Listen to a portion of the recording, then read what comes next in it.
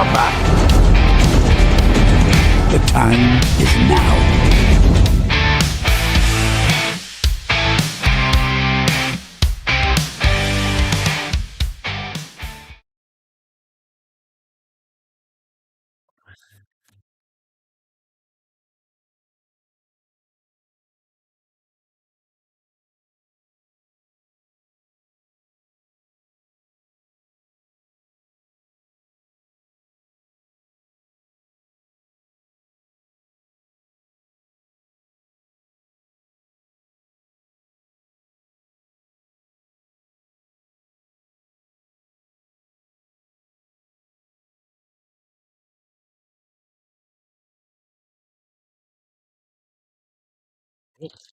Well, hang on.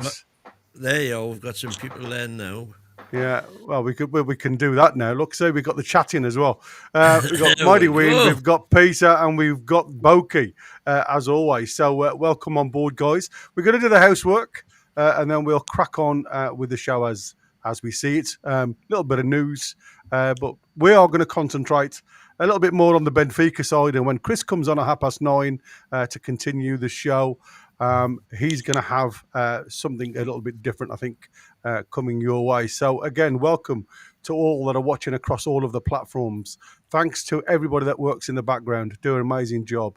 Don't forget, people out there in Viewerland, if you could, please smash that like button for us. It certainly helps us get further as a channel to other supporters. Subscribe. It is totally free to do so. Hit that bell for future content. Like I say, regarding one of our cracking members already has just jumped on board. Stevie Bunce has just updated his membership to NTTV, all inclusive. So thanks, Steve, for jumping on board with that one. And if you want to support us, you could help us massively by becoming a member. If you feel like it, it's like I say, small monthly fee. There's only one level now to choose from, but that will be, so much appreciated from all of us in the background that bring the content to you. If you've got a question during the show to any of the panel, then try and highlight it with a Q in front of that. It just helps us have a look in the chat, because there's lots of people in the chat these days.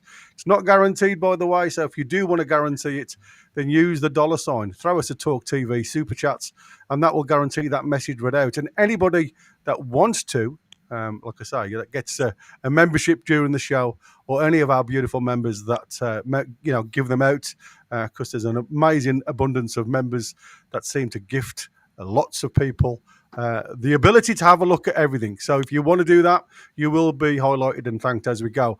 There is an opportunity, if you wanted to jump on board with the Prediction League, the £5 entry fee. You can then predict any of the Newcastle scores going forward.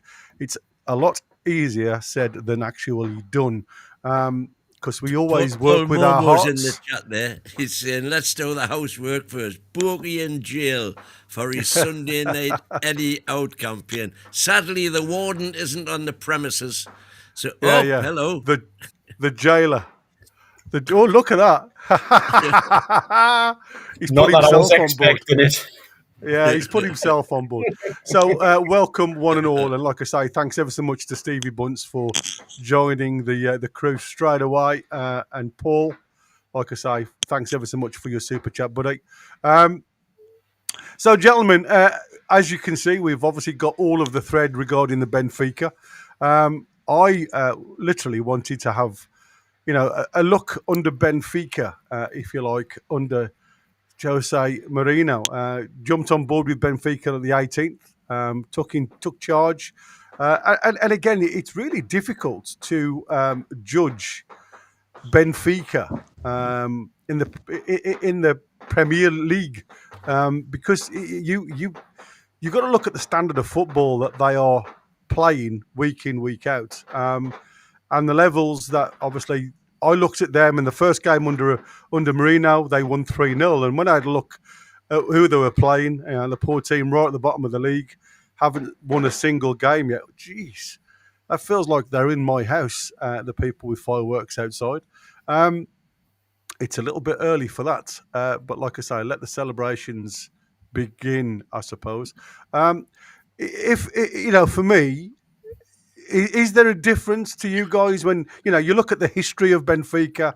Obviously, in the '60s, they become what the class as European giants, if you like.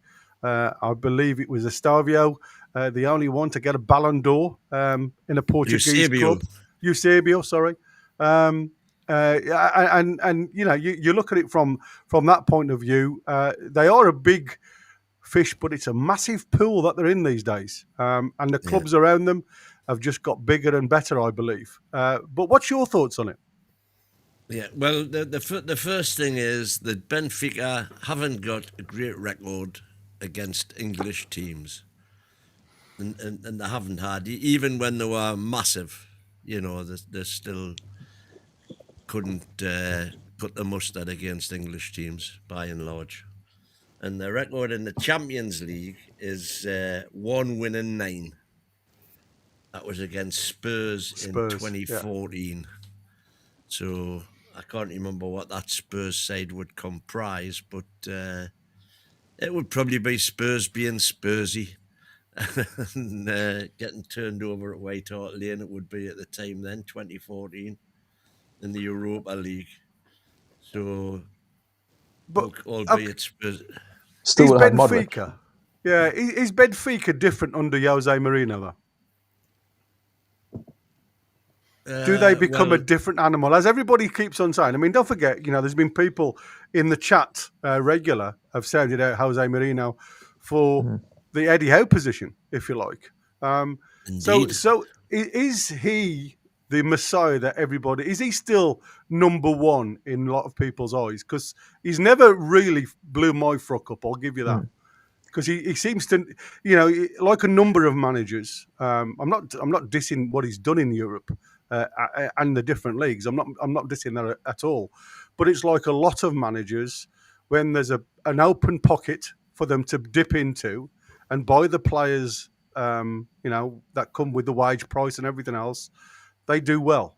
As soon as they go to Mr. Average Club, where there isn't the money to work with, like Ancelotti at Everton, and I keep saying it, don't really seem to do a lot, do they? These so-called, heavy-hitting managers. Mm-hmm. I think if you want to win trophies and you've got a lot of money, you bring Jose Mourinho in.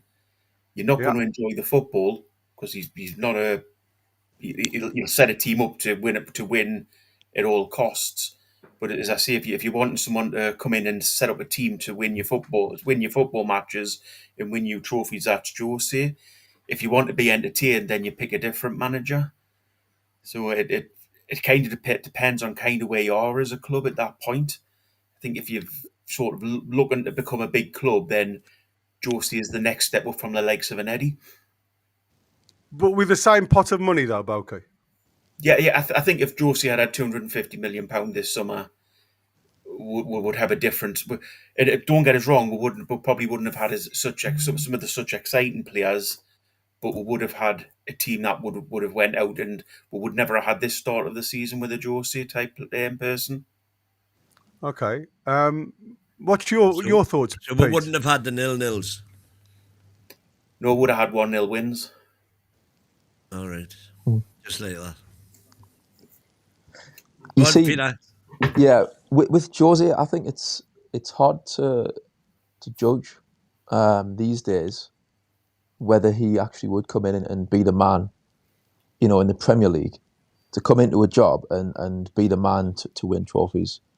I mean, did he win anything at Fenerbahce? I didn't really keep tabs on exactly how he was doing, but he obviously didn't last that long really at Fenerbahce, did he? And I don't know about Roma. Did he? I think he was a bit up and down at Roma. Roma back into Europe, having been in the doldrums for a lot of years. Yeah, don't get me wrong, right? I mean, we'll maybe come on to this with regards to the Brighton match, but I do get what Boki's saying in the sense that a manager like Jose, and I would probably say more Rafa as well, that those kind of managers, I miss Newcastle having this structure where we're hard to beat. And I think we're lacking that. I know you're going to obviously say about the 0-0s maybe earlier in the season, but I feel like at times, obviously, the Brighton game is a good example where we're too easy to score against, and I think I miss that. I miss the kind of having that kind of structure that Rafa had, where we were solid and we were kind of streetwise that way. And I think Jose probably would bring that to most football clubs, even in the Premier League. I've still just got me doubts though whether he would be the man to, like I say, to win trophies anymore in the Premier League. I think back in the day, of course, yes, but now I'm not so sure. I think we'll see how he does, obviously, at Benfica.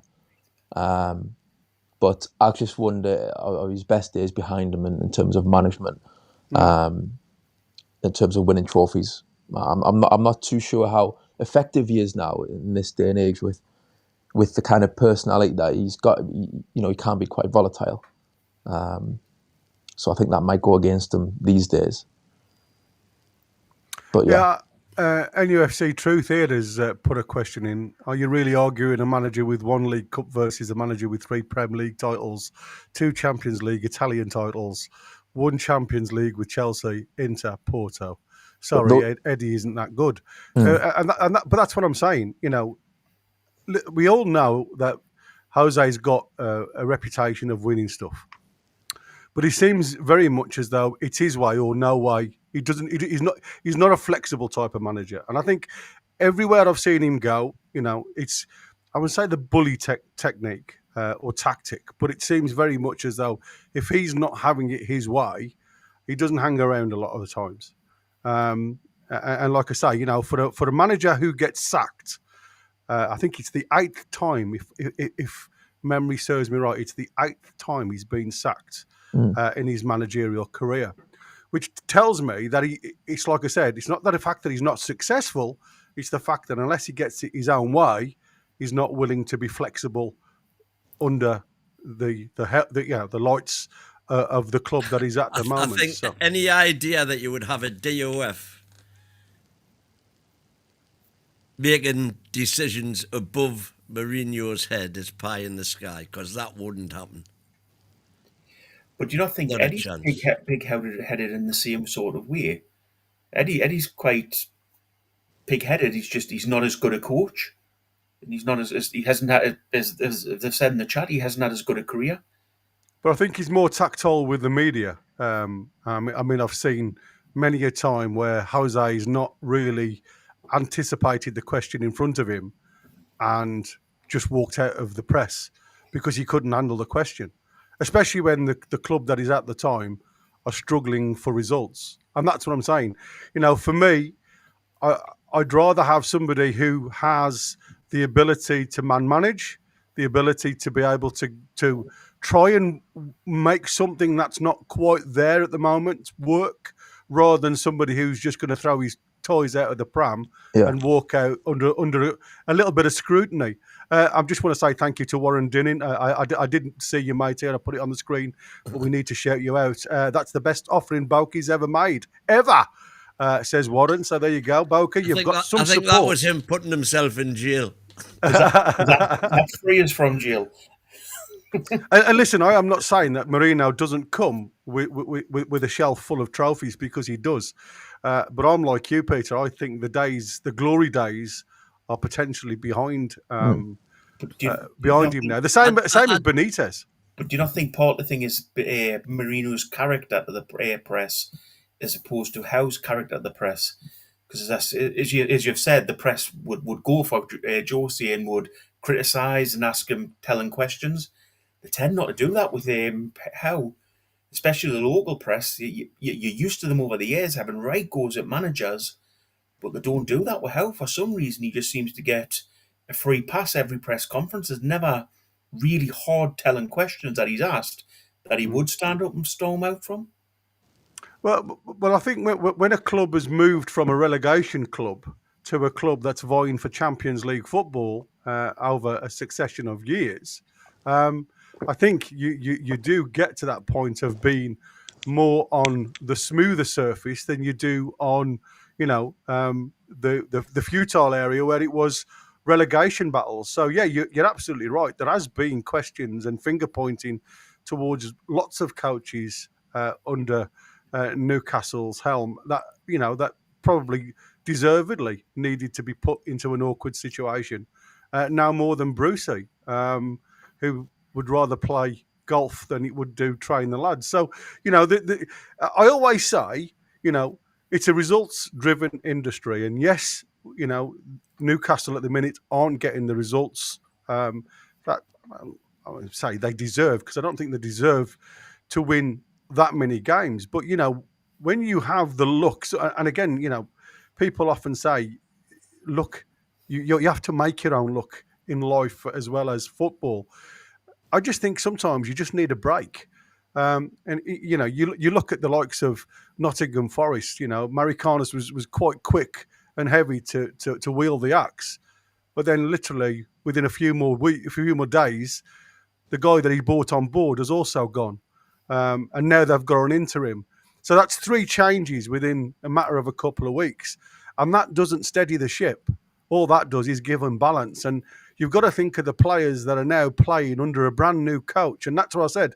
Sometimes, I looked at Newcastle when Sir Bobby got the push.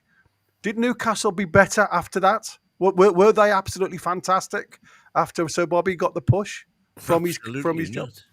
There you go. Gary knows how to pull on my heartstrings. Sometimes you can't keep pulling back though in the past. No, you can't, Boki, but you can't also gamble on the next best one coming in. It's going to be from the past. But you can't say that there's not been some managers that have been sacked and somebody better's came in. So you've got one side of the coin, but you've also got the other side of the coin. Well, who's been better that's been sacked? A lot of the time we're sort of saying to people, this is sort of, you hark back to times when it's been the wrong decision to sack a manager, but sometimes it's been the right decision to sack a manager. Yeah, but what I'm saying is sometimes, we all push for the man at the top to go because we expect, and that's the word that I must emphasise here, and it's an expectation of all fans that wear black and white shirts and travel miles week in, week out to support the club. But for me, the expectation is often bigger than the reward of getting the results, because under so many different managers in Newcastle history, we are upon about 3 managers that have actually given us a little bit of success. So over the numbers that you've just alluded to, that ain't a lot to look back on. Yeah, like you see, I didn't realise we'd be talking about Eddie's job being on the line tonight, but now we're talking about the woman's gone, so I mean, we might as well look at Eddie's going as well. They could have a leaving party together, according to Boki. Yeah, I think be champagne. No. Cheap corporate. My take. Nuki Brown Ale. I can't be. I would like. I mean, the thing is, I've got my kind of gripes, and with the Brighton match especially. But when I'm talking about things that I don't like about what's happened, I like to talk about the negatives without this kind of like thing of, so we've got to sack the manager. Like there's a middle ground, surely. I mean, yeah, I personally think like it's just out of principle. I don't even like sacking managers mid-season, full stop, regardless. Most of the time, obviously, you do it when you really need to. But yeah, I mean, come on. I mean, you have to, even I remember when Graham Souness came in, right, under Robson. Even then, when fans were kicking off, I was saying, come on, if he's going to fail, you have to let him fail. You have to see how it goes. Do you know what I mean? So, like, for Eddie this season, it's a big season. Don't get me wrong, it's a big season. I can see it possibly being a transitional period where maybe at the end of the season there's a discussion then, as to what's next. But how many games in? 10 games overall, something like that. To me, the upheaval that would cause, I mean, the unrest it would potentially cause, and also we have to we can't just forget how good of a coach he is. I mean, we can discuss the negatives, and I'm going to do that in a minute, about the Brighton match. But let's kind of not talk as if he's he's suddenly now the worst thing since sliced bread. I mean, he is a quality coach, and he has literally worked wonders. And I think he potentially could still do that this season. But obviously, we're going to get into the negatives as well. Can I just ask you a quick question on that? And this isn't a slag at Howe offer to do anything like that, but just simply on Howe himself, on his faults, where has he got better since he came to the club? So he's positive you've laid out there, which I completely I agree with. You're right, but where have his negatives? Where has he actually improved on any negative that he had when he came into the club? It's a hard one to answer because, like, in terms of his negatives, since he came in, he's had such a steep. The progress has been so steep going forwards, going upwards.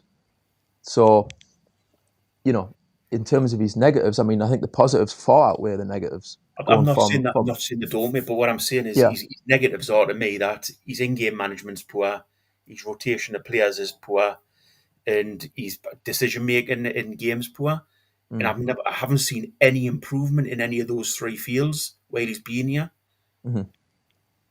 Well, I mean, I think that's a very good point. If I'm honest with you, because if we as fans have said anything post match, he's usually the on the points that you've just made there, Boke. And I think he's certainly a manager that himself is in transition. I think for Eddie Howe, yes, he's been at the club 4 years, but I do think people still have to realise that he's potentially going to be at Newcastle. Probably Newcastle will be his biggest club that he'll ever coach. And I think that, you have to look at it from the pressure that he's under from the outset, because it's not just the 100,000 fans that are like us week in, week out, that want to see that magic on the pitch. And I think, when we started to see the high press, the identity of Newcastle seems to change, and it lifted spirits. It lifted everybody's ego to go and watch these lads play week in, week out. Now, under Bunce, we've had a little bit of a different trajectory. We've got to start looking at keeping some of those superstars fit and healthy for a long period of time throughout the season. So it's changed. Also, within that change, you've got Eddie Howe now has brought in his own number of players, and he's starting to move on the Steve Bruce players. We've only got a couple left now within the squad. So that itself's in a transition. And we said, when a club relies a little bit on luck, the luck has to be the likes of Wissa. The first time he's really had a long injury period in his career. And it's at the start of his Newcastle lifespan, if you like. His transfer fee was brilliant. He comes in. We all thought he was going to bring something different. You get rid of one comes in, and straight away he's struck down by an injury. And you start thinking to yourself, the curse is around our forwards. Voltemada has been a breath of fresh air in my eyes, but I've been so disappointed with Elanga. £55 million, a lot of money. And for me, Wynn made a great comment earlier on when I was watching, doing the kids' tea or dinner to those that don't understand what tea is. When you're looking at, for me, a transition is a transition over time. It's not going to happen overnight. And and I'm not dissing what you guys are saying, because you're absolutely right. It's what we all want to see. But I also think we have to have an element of patience and wait this little period of time where it ain't great, because I do not see, people talk about the Mancinis of the world that's out there that can come in and do a job. I mean, I've just had a look in there, at NUFC, and I'm going to put this on because this is part and parcel. You say learn lessons about, record got better over the last 3 seasons, 15 losses compared to 5 when we got top 4 amounts, and games Eddie got wrong. I'm not saying he's the Messiah. He's the be all and end all. All I'm saying is I cannot see anybody coming in and changing it apart from the personnel, which means then you're stepping 2 steps back to move forward. And we are 8 games into a 36 game season, in the Premier League. So what we have to do is start looking at the Premier League the domestic cups, the Champions League, and prioritising. Which ones do you want to progress in? Now, if Eddie Howe finishes 10th and wins another cup and gets to the last 16 of the Champions League, would that be seen as a success or failure? Success for Do you me. mind if Oh, so go on. Just Go on, quickly, Jeffer. We're in the next 3 games. Imperative we win and get going. Defo. And hold on a minute. You can only rotate if there's an in-depth squad. 3 no-goes on transfer disruption, management disruption. By that, I presume he means backstage management disruption. Howie, man.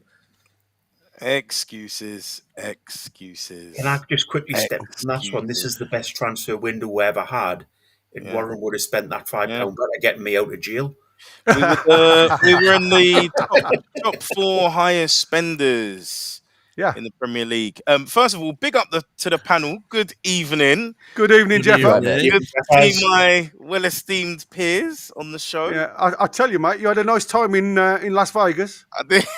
I did. Did you lose much, mate? Did you lose much? I lost a bit, and I didn't get married. So let's go back. You certainly haven't come back as an Elvis impersonator, then. You should be my stick-on wig, mate. I'll get that out of the closet. Good lad. Good to see you guys tonight, and just bigging up my people. I saw NUFC Truth, Irish Assassin, Queenie, Kim Cam. Big up yourselves, showing some love. So I just thought I'd show you some love back. Listen, I think before anyone, I can see Paul's like, oh no, it's Jeff again. Listen, there is no hatred here for Eddie Howe. In fact, it should be, no matter what the situation that happens, it should be thank you, Eddie Howe. That's what it should be. So that goes without saying. And there's something about respect. It's respect. We know the trajectory that we went on when he came in. For me, the first 18 months was probably one of the most excited in football I've ever been in my life. And I don't really think we've ever really reached back to that, like those heights, in my opinion, in terms of the journey. But I'll always be thankful to Eddie for the amazing memories he's brought. Obviously, historic cup win last season. Even though the first Champions League campaign didn't work out, it was just great to be there. And I'm going to springboard off that line I just said. It was great to be there. The issue is, it's not a personal thing about Eddie Howe. And I think everyone has to let that go on both sides of the fence. It's not personal. It's just about Newcastle United FC. And at the moment, what's happened is the club has outgrown the manager. That's what's happened. And it's unfortunate because what's happened is Eddie is a victim of his own success. If we were doing it in stages, where it's like, yeah, we're finishing 9th.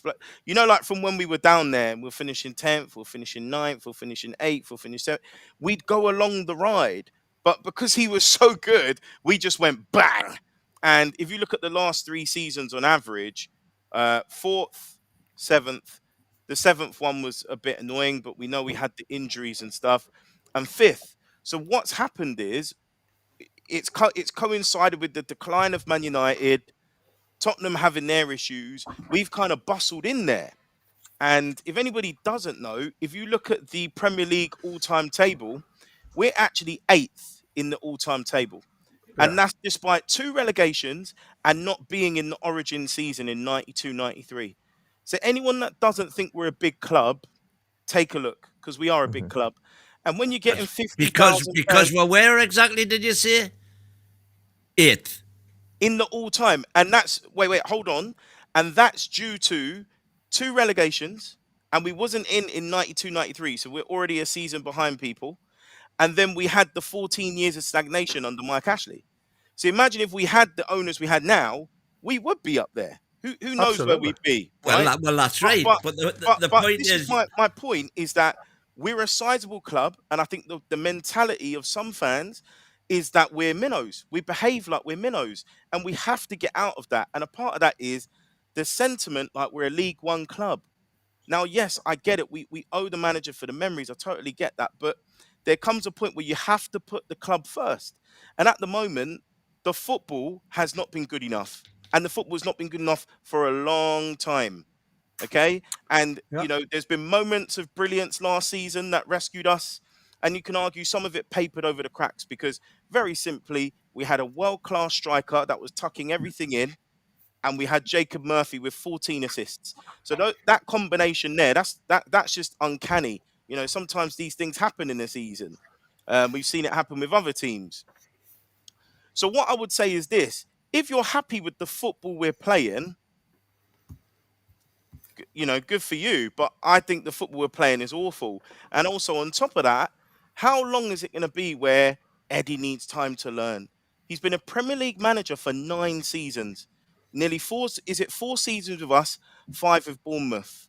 And we're a club on the rise. We shouldn't have to give him time. He's got to learn. He's got to learn. Any other club, they'd be on the chopping block. Gone. Off you go, on to the next one. And when you look at progressive clubs, they tend to be bold in their actions. And sometimes you have to take a risk. You can't play it too safe. And unfortunately, because of PSR, that ramps things up even further because it means the pressure on the pitch really counts. We have to make it count. Unfortunately, we don't have time for sentiment. The club, unfortunately, is in an advanced position now where we would have ever envisaged. We're in the Champions League again. So you have to think about it. How would the other top six clubs behave? Because that's the category we're in now. So again, just to reiterate, we're not Hartlepool. Do you know what I mean? We're not like a small, and that's no disrespect to them. We're a big club. So if there is the likes of someone like a Mancini, who I'm seeing people like comparing Eddie to him, like they're not even in the same league. You're talking about someone that's won a continental trophy, the Euros. He's won the Premier League, the FA Cup, Serie A. I was angry when I saw Forest were going to sign him up because I'm like, he should be with us. If we want to get to the next level, that's the caliber of manager. And there's nothing horrible about it. It's thank you very much for the memories. I think it's time we move in a different direction. Eddie ends with his stock high. We push on to the next level. It's as simple as that. I agree with you. By your own submission, Millard, we are 8th in the league. And we have consistently punched above that weight since Eddie came. But Win, you can't use that excuse when we spent 250 million, mate. You can't. We can't do that minnow mentality anymore. But we're not we're highest spenders in the league. We are minnows in terms of the spending. We're not. By your own submission, you said the reason we did as well last season was because we had an elite striker being supplied bullets by a totally informed Murphy.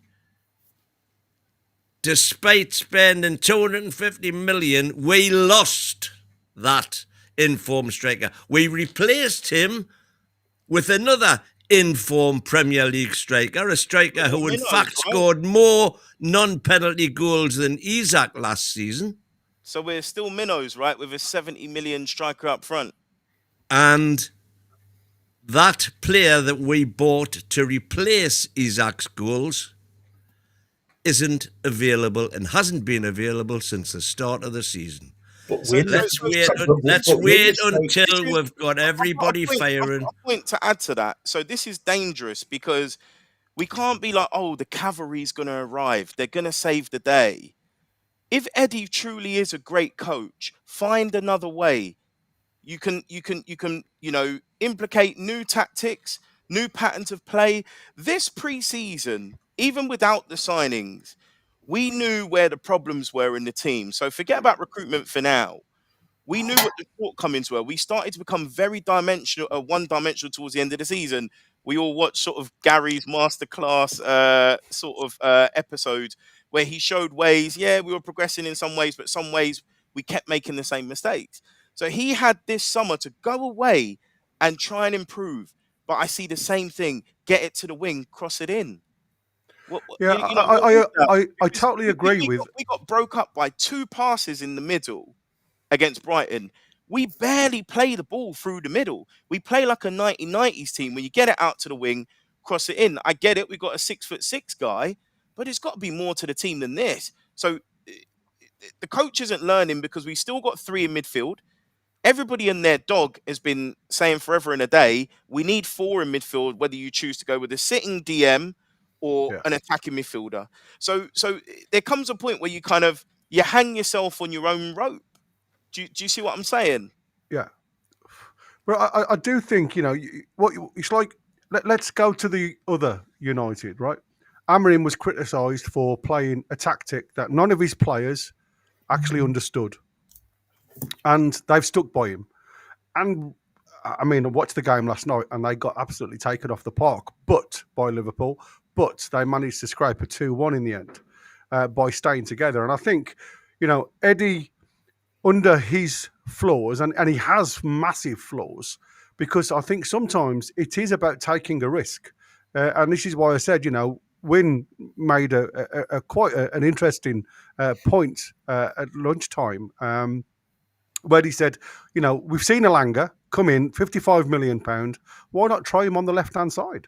Because Anthony Gordon's not really increasing our XG. Elanga's not increasing our XG on the right-hand side.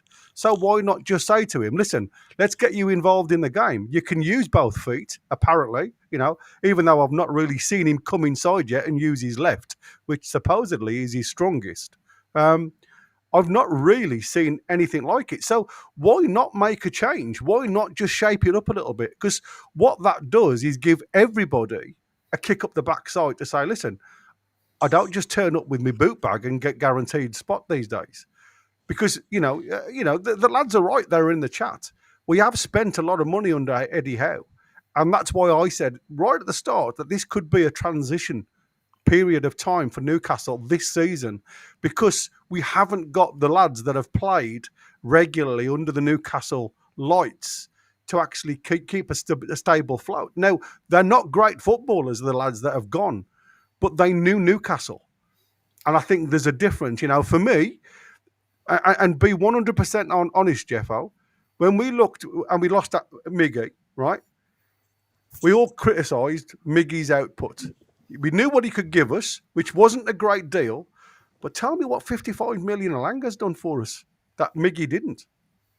I mean, that was the thing. I mean, I got jumped on and was called negative when I criticised this signing because I foresaw this happening. It's not really about Elanga not being good enough, although that is slightly a part of it if we look at the level of where we're at right now. But he is a counter-attacking footballer. We don't play counter-attack football. If anything, that's our weakness. We get counter-attacked all the time. But if you look a lot of at his highlights when he's done well for Forest, he's had to run 70 yards up the pitch. And actually, because Forest have drew the play on, haven't they? That's how Nuno's tactics were. Yeah. So what we're trying to do is force a round peg in a square hole. And the thing with Gordon is he's gone off the ball mentally and physically, in my opinion. But when you look at it, we've recruited from Everton and Forest, and that's not me being snobby. Maybe are we looking at it like we've just recruited wrong? We're expecting these guys to be almost worldies or produce when actually they're playing for teams that were lower than us. Do you see what I'm saying? And I think it goes back to the recruitment. I said the same with Ramsey. Why are we spending money on Villa's 4th choice midfielder? It's different if we've gone in for Kamara. We've tried to pinch someone from their first team. So there's something in there about the recruitment. I think a lot of that comes from the stubbornness and the mentality from the manager because he's so used to managing a mid-table team, which were Bournemouth. But what I will give Eddie Howe sort of a saving grace on is because he's a nice guy, right? And I think that's also a problem. He might need to get rid of Tyndall. That might need to be the next thing. I think you've just took the words out of my mouth. If you look at, I said it on 90s Mags yesterday. If you look at Sir Alex Ferguson, probably one of his key secrets was always changing his assistant manager. No ideas, isn't it? Ideas in your ear. You need to challenge the players. Remember that football is an education, so they need to be taught new things, and we're not learning new things. You see, it's just give us energy, run, press. Then what? I'm not seeing anything. And I think the biggest lesson there for me was the Atletico Madrid friendly. So think about it. In Eddie's time off, he went and learned from Diego Simeone. And it felt like he only picked up a couple of principles, which was energy, work hard, high press. What about the rest? Because if you notice, Simeone has technical footballers in the team. So he's able to mix it up. So you would think Eddie would have learnt something there, but he hasn't. So it's head against brick wall situation. So I am a little bit worried going forward. And I think the next 3 games would tell us a lot. I think if he wins them, he definitely deserves more time. I said give him until sort of November, end of November, December time. But if You we said don't, Eddie out. hold on, if we don't win 2 out of those 3 games, he has to go. I'm sorry to say it.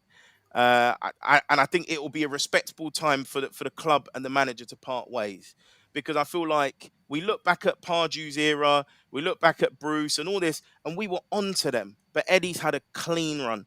How much credit? Is the credit infinite? Has he got a black card? Do you know what I No. mean? Well, according to the rumours, and I don't know how true the rumours are, but there was words spoken post the match. I mean, we saw the DOF and CEO in the crowd at Brighton at the Amex, and according to it, there was words spoken to Eddie about the current form and results, and that doesn't mean that obviously the sack is imminent, but obviously there's concern, and I think rightfully, as you say, I mean, you take in the pre-season and end of last season, the run of results haven't been good. And again, I think this is where you've got to give the likes of Craig Hope a little bit of, I suppose, a bit of a platform is the word I'm going to say, because he did come out and say how much effect will the Isak scenario have on the players. Well, at the time, we didn't think it was going to be much because of the way the players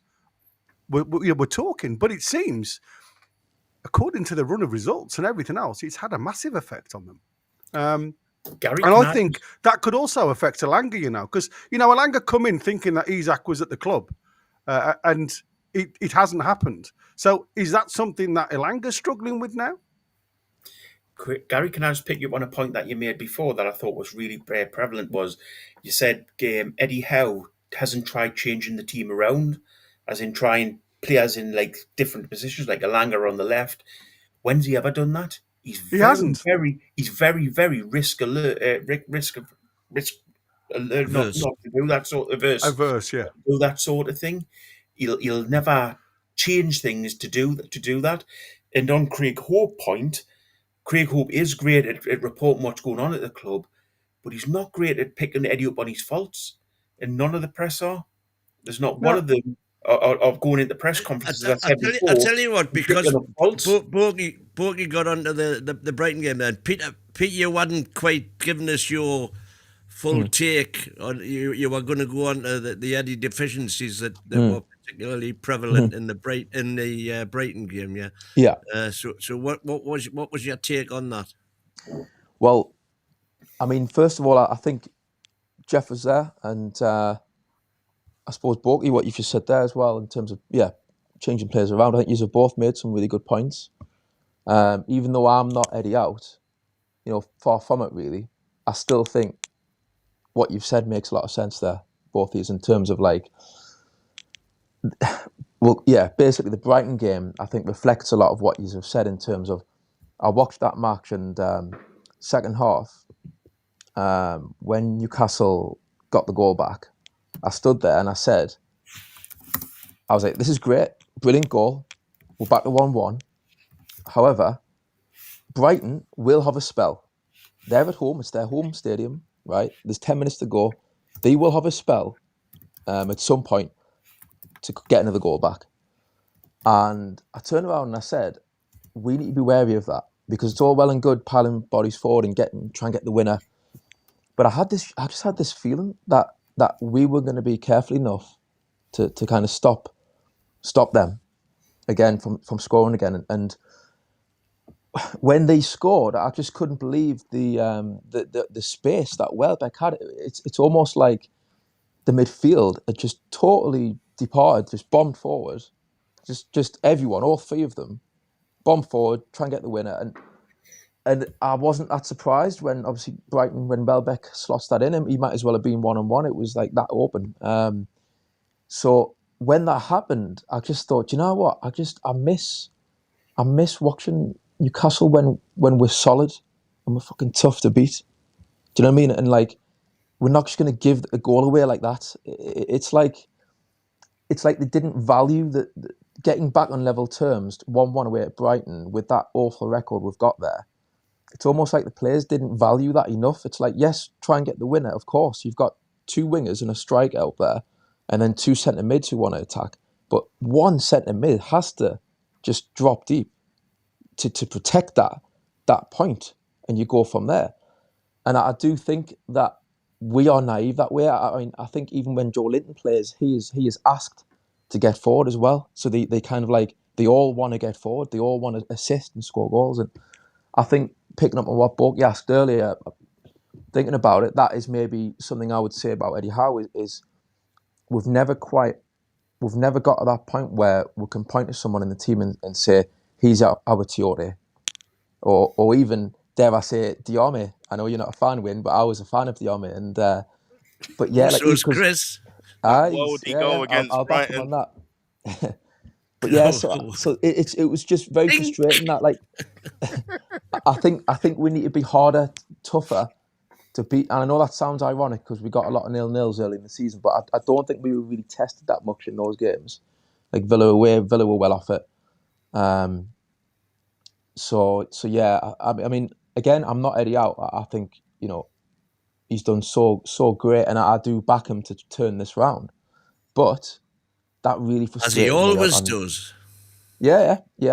But that did really frustrate me, that goal we conceded, because I kind of see it coming, and I just feel like the midfield is far too like open. They all want to bomb forward. They all want to like take turns to try and get a goal. And I just think like you need someone who's going to anchor, and that is probably something where you could look at and say we probably should have signed a number 6, a holding player who specialises in that, not someone who wants to take a turn to get a goal and get an assist.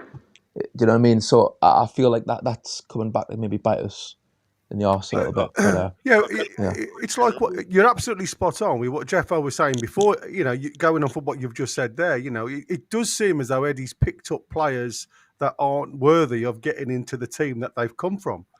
But is this a little bit of the Eddie mindset where he can have these rough diamonds and turn them into a major stone, worthy of your ring finger, if you like? Because that's what he seems to be titled with when it comes to, you know, having these players that haven't quite reached their pinnacle and then turn them into players that are worth a lot more money. I don't know why he went for the players that he went for. I questioned Elanga from the outset. I haven't seen anything unless you play that style of football where he's got movement and room behind. But we very rarely play that because of Eddie's previous tactics, where he likes to go on the press. So, you know, somebody just put in there, how can Hurstler outgun Eddie, you know, at Brighton, a lesser team if you look at it from that point of view, a selling club. Well, Eddie's tactic is easy to work out. That's what we keep saying. The problem with us is we play the 4-3-3 all the way.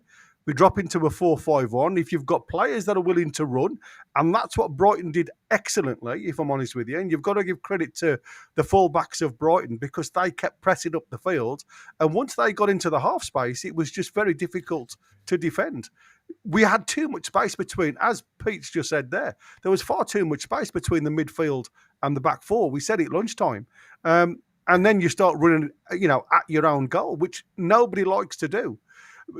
I mean, where we've gone with the Eddie thing, like I say, we do feel as though we're going in circles. And the point will be, if results don't get better in and around Christmas, I think Eddie will, unfortunately, be let go. Rightly. Harry, can I ask a question? Can I just pick up on the Eddie thing and on the amount of people that are that in the chat and Win and the happy clappers that are trying to protect him? I've wrote down my top 10, and it'll take 2 seconds to read through them. Excuses that are being made. The team that were playing were a bogey team. Players were poor.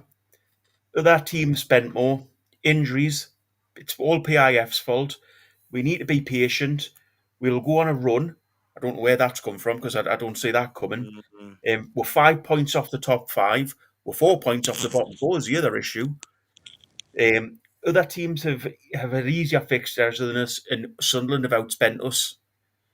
You know, that's a list of 10 excuses made so far. No, When it's are a we going to list of, get? When it's a are we list going to of get? 10 When are we? reasons. No, it's not reasons. It's excuses. Mm. When are we going to get round to the point that the issue isn't those? It is all those points, but it's all down to Eddie. Yeah, Can I add a point? Because I think Gary made a good point, and I was gonna ask Peter the question, and Gary kind of led me there. So I want to kind of go back to both Gary and Peter. I was initially gonna ask Peter, what would you think if Eddie kind of peeled back on his status quo? Because I think that's probably his weakness, that he keeps going to Dan Burn, he keeps going to Trippier, he keeps going to Joe Linton, right? I would love to see it, and I don't know what you would think, if he just said, sod this, I'm going with Alex Murphy or Shaha, who's really highly touted, and I'm going with Crafty because he never lets us down, or something like that. Okay, Miley apparently wasn't fully fit. He could have gone attacking and went with Ramsey or something. Like, what do you think about him not giving the academy players the push? Because we come up with the excuse that they're not good enough, but how do we know when they're not getting enough of a chance? And Mm. I've seen like Maresca, for example, who's less experienced than Eddie, bring through Josh Achimpong. He's not cost them any money, and he's playing games for Chelsea. And I think there's another winger, I forgot his name though, that they play that's from the youth as well. So I remember everyone used to get on at Jose for not playing enough youth, but why isn't anyone getting on Eddie about it? So what do you think about that? Would you get behind him if he said, you know what, I'm just gonna forget my generals, I'm gonna go with like the youth now. Let me see what they Mm. can do. I think it's a fair point, and the way I've always looked at that is with these younger players that we hear about and we don't really see. I've mainly been of the opinion that, look, Eddie kind of probably does see them behind the scenes, obviously more than us. So I'm kind of like, well, if he doesn't think they're ready, then I'll go with that. Do you know what I mean? Because he sees them. I don't know what they're like. But having said that, I do get where you're coming from, and someone who I've always thought was a bit of a wasted player was when we signed Ashby, because he was highly rated at West Ham, and they do produce some good players, and he's never had a look. And I've always thought that's been a bit of a shame that we've never seen him. I thought he could have played more games, and yeah, I mean, to be fair with Burn, I don't think Burn really done much wrong against Brighton, and I think I'll defend Burn in terms of, like, he does a good job at left back, and I think he was let down by the midfield for that goal. He made the tackle, and he's like, "How well, lads? Who's sweeping up?"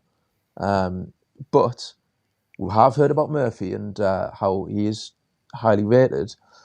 So yeah, to be honest with you, I think it's at that point now where maybe I think you're right. Maybe Howe does need to just take more of a gamble that way and put his faith in some of these players, because it'll get to the point where you've got these highly rated players coming through, or you get told they're highly rated, but year after year you're getting told that, and it's going to be a pointless exercise. It's like, what's the point in having this under 21 team if we never see them? So yeah, I think it's a fair point. I think we should hope to see the likes of, I would say, like Murphy sooner rather than later. So yeah. Let's just do these couple of super chats, Yeah, I'm gonna guys. say. Okay, Bogey, give your expert opinion. Who then? Who do you want in for how? Ange, obviously, for me, same as Jeff, as I know for a fact. Oh, shut it, mate. Come on now. No, come on, you both, Oh. you both know Yasser. Who you bringing Well, in for Eddie? it depends what you Mancini for want. me, 100%. Mancini would be next level. Like, we would elevate, like, bang. You know what I mean? And imagine the caliber of player we could sign as well. Because that's the thing. Respectfully, Eddie doesn't have that kind of pull.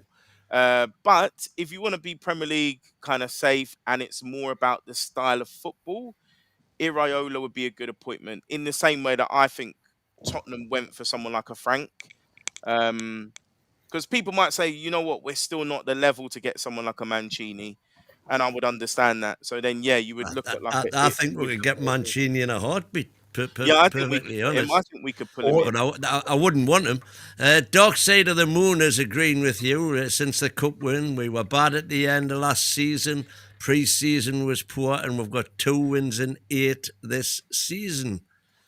The other one people talking about- You're having a giraffe. Yeah, well, I think they were having a giraffe, to be fair, Warren. The other one people talking about is it Sebastian Hoeneß because of the Volta Messi links, obviously. Yeah, like I said, there was been a couple of German guys. There was Hoeneß and who was the other one? Begins with S. I can't think of it. Somebody I'd never heard of before, but apparently he's doing really, really well. But going on to the point of what you were saying about youth. I watch a lot of the academy, and there is a massive gap between what they are and where the men are, if you like. But it's like everything else. You cannot, and people will say, well, they had the pre-season. They had a pre-season of half a team each. So there was no gel, there was no form, there was no tactical awareness. There was very little for them to go off, if you like. But I think Eddie Howe is stuck in this tried and tested rather than let's have a go at fresh blood. And I think that is Eddie Howe's, if I'm going to be 100% honest, Eddie Howe's failure in my eyes is because he goes with the tried and tested well before. I mean, I can honestly say on a Thursday night, he's probably got Saturday's team sheet already sorted. If there's availability, no suspensions or injuries, because we go back to where we were before. The team virtually picks itself, and we all looked at certain individuals in the pre-season. I've watched the academy. There's a couple of really good players that I think, if they gave them the opportunity to come and have a game, and even if it's 15 minutes, we see Rio jump on board with Liverpool, 15-year-old kid. Looks a promising young, prospect. You can't do too much with him, but at least give him a couple of minutes towards the end. Who's that other one now at Arsenal? It begins with D. Dauman. Yeah, Dauman. Another fabulous-looking player, fabulous-looking talent in midfield. Have we got somebody like those players? Potentially not. We've got Stu Park, who I think is an exciting player, can provide us something. I think Alabi's going to be a very, very talented player. But I think, what people also have to understand is we're only 4 years in this academy tale at the moment. So there's still a lot of work still to do down on the academy. We're not a Chelsea. We're not a Man City, that have had an academy running well for decades. This is a brand new venture. And I think, like I say, under new guidance and everything else, and I don't know how much Eddie has an involvement in them, but there seems a different formation of play as well with some of the lads within the academy. So again, I don't know whether it's a case of the lads being now allowed to step up to another age group before then they are pushed on to looking at the men's, because you've got the 15, 16-year-olds playing under 18s, the under 18s playing under 21s. So there is a step up, but there is nowhere near the step up as it would be putting our 15-year-olds into the men's team. Gary, can I ask a quick question on that? How will we ever know if Eddie doesn't start putting some of these players on the bench? But that's what I've just said. It's the tried and trusted sentiment rather than... Here's Irish in the chat here. I've said many times, if Eddie tries new things to find options and then we lose the game, I'm not mad at Eddie for trying something new. I would respect that he is trying to change things up. I'll tell you what, the pair of you are nodding away there saying that's true. I've said that myself. I've said that. Well, I agree with that. But would it be true? No, it would. It would. I think when- that's part of the frustration. You get fed up of seeing the rinse and repeat. I'm tired. I'm bored, man. I want to be inspired by my football. I don't like watching my team anymore. I love the boys. I want them to win, but what we're seeing is not good football. I'll tell you who I wanted to see from pre-season, who I said just picking up on your question as well, Jefferson. The Korean lad. Yeah. Sun Park. Yeah. So when I seen him, I said there and then, I really hope he features in the first team this season, and we don't just put him in the under-21s and just forget about him, because he looked like he could be effective. Indeed. He had that. He's got that engine about him. He's got hustle and bustle. He had that good technique. That pass the other night was quality. You know, that was quality. So he's got something about him, and yeah, I mean, he springs to mind that actually, yes, he could be someone who I think Eddie should try more. At least bring him on, give him 20 minutes. So yeah, maybe not start these players, but I think it's a fair shout. I think Eddie does need to branch out a bit more. Tim, you're 100% right, because in the Premier League we've got 9. Yeah, you're 100% right. It's happened before. This one now. No, but you're 100% right. Tim would have the same thoughts as well. You'll ask him when he comes on later. You've got 9 substitutes in the Premier League, and you've got, is it 11 in Europe? Surely you put 1 or 2 youngsters on the bench. Yeah. If like the other week, and bring them on. But the team that we were 4-0 up against, you then start integrating these players. It has 2 effects. It shows you if them players are good enough, a little bit, but it also gives the lads who are already down, who are in that team, the thoughts that, yes, we can get up there now, because you can see a progression route. Under Eddie at the minute, there's no real progression route that you can see for young players to get. Yeah, it would keep the first team players, it would keep them on their toes 100%. As well. I think, what's that other lad who we brought in, who I think he's from South America, the forward, who we loaned out straight away? Cordero. Yes, yeah. That was shocking, because I think wasn't Real Madrid or Barcelona or one of those top teams after him, and we managed to get his signature. But I think because he was a Mitchell signing, Eddie was like, "Off you go, mate." Right. Unfortunately, but I like the look of Travis Hearns.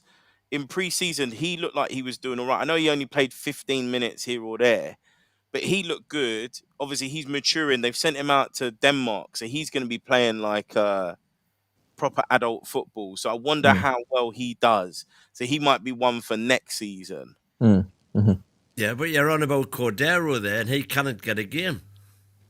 Yeah.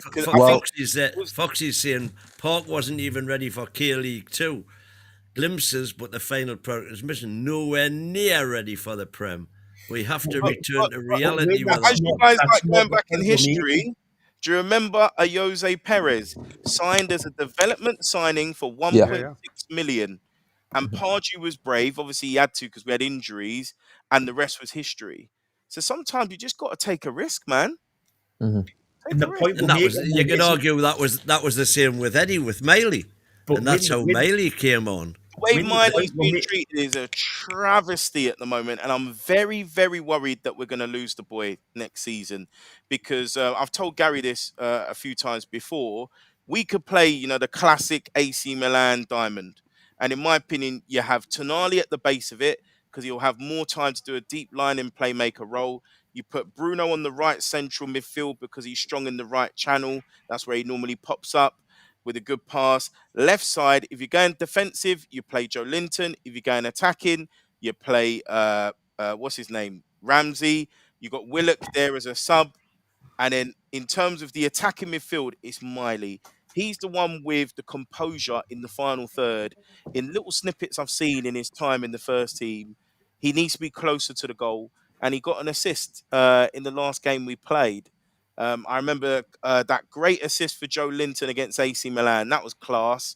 And then that nice one for Isak. So we need to get Chelsea to the goal. Him sweeping up in the middle, it's a waste of his talent. So I'm really worried about under Eddie Miley's development. He needs more games, and I think we could adjust the shape, get the 4 in midfield, and actually fit him in to get the best out of him. At the point where make him win isn't that these guys are Premier League ready, as you were saying. I don't think anyone would say start them in a Premier League game. The point we're making is have them on the bench and give them the chance to show what they can do towards the end of games.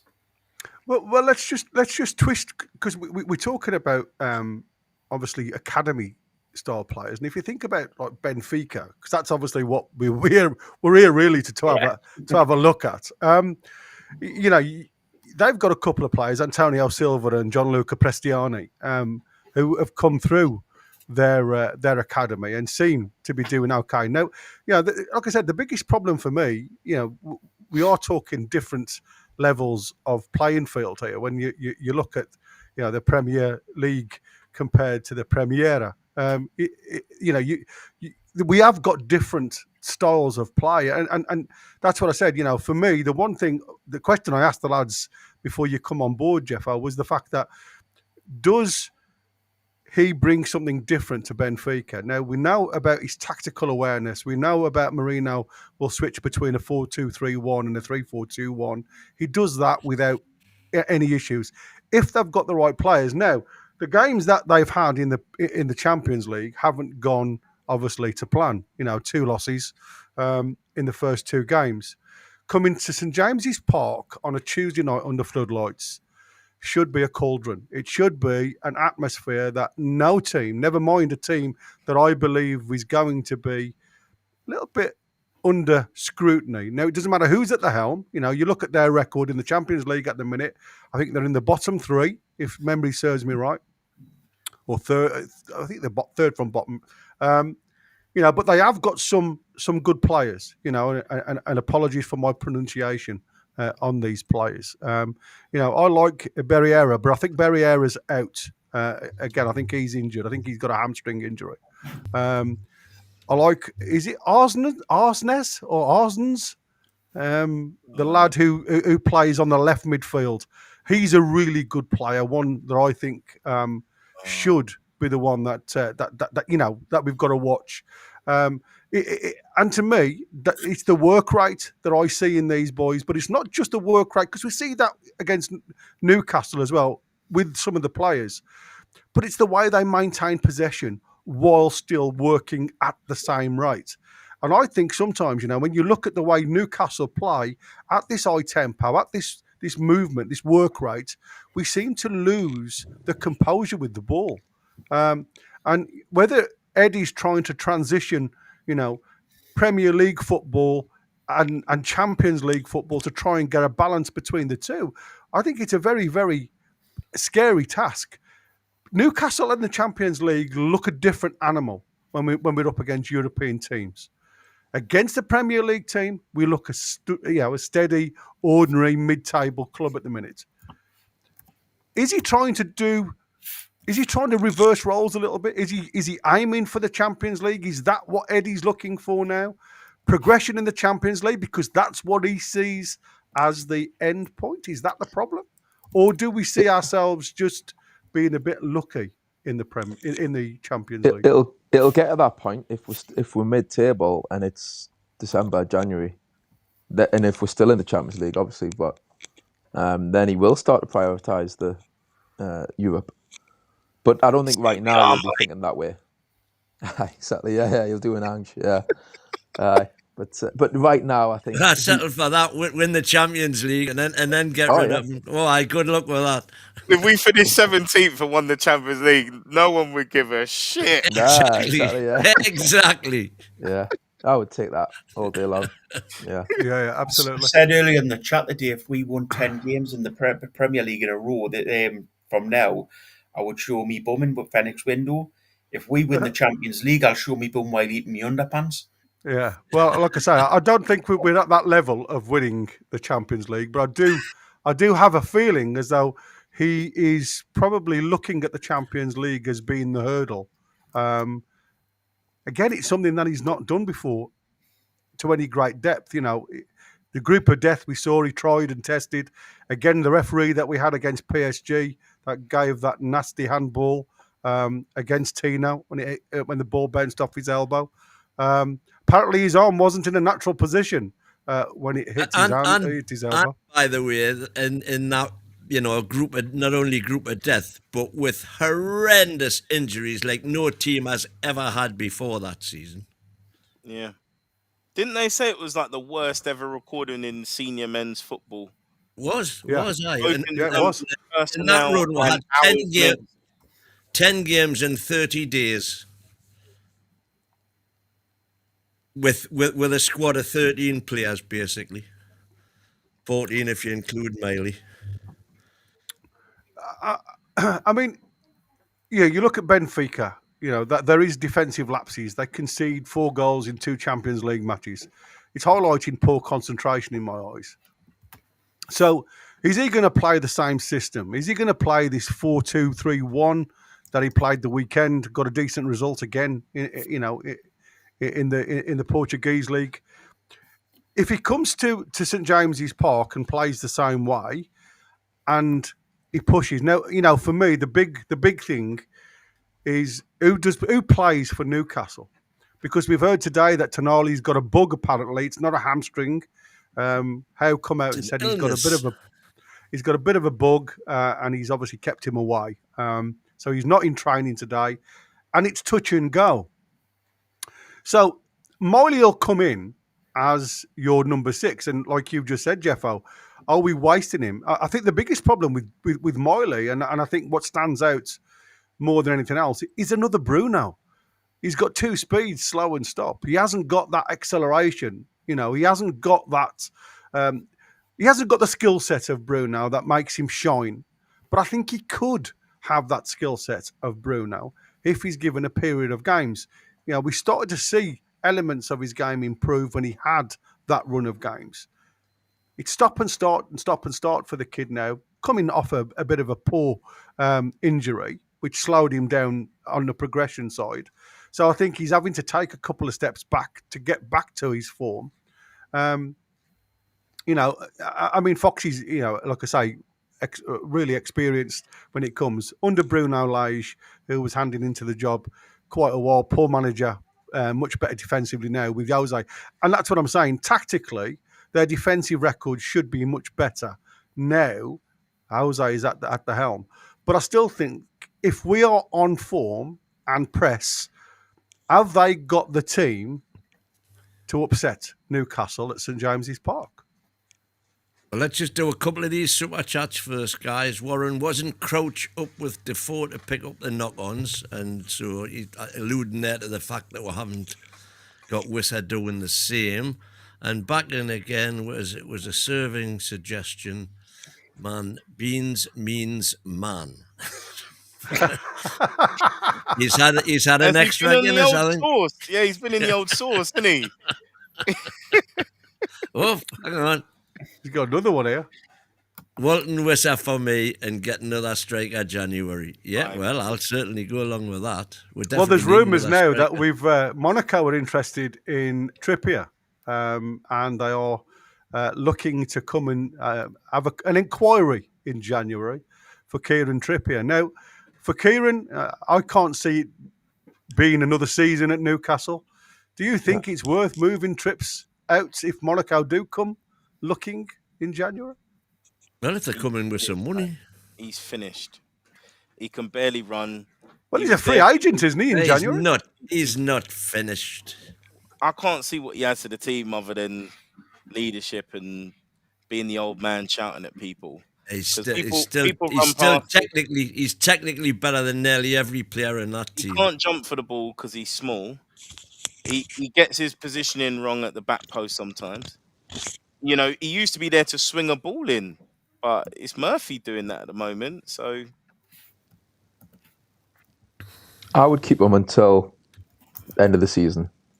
I think, like you say, Gary, I think that's when his time will come to, you know, find pastures new or might even retire. But no, I think for his age, for me, I think he still looks.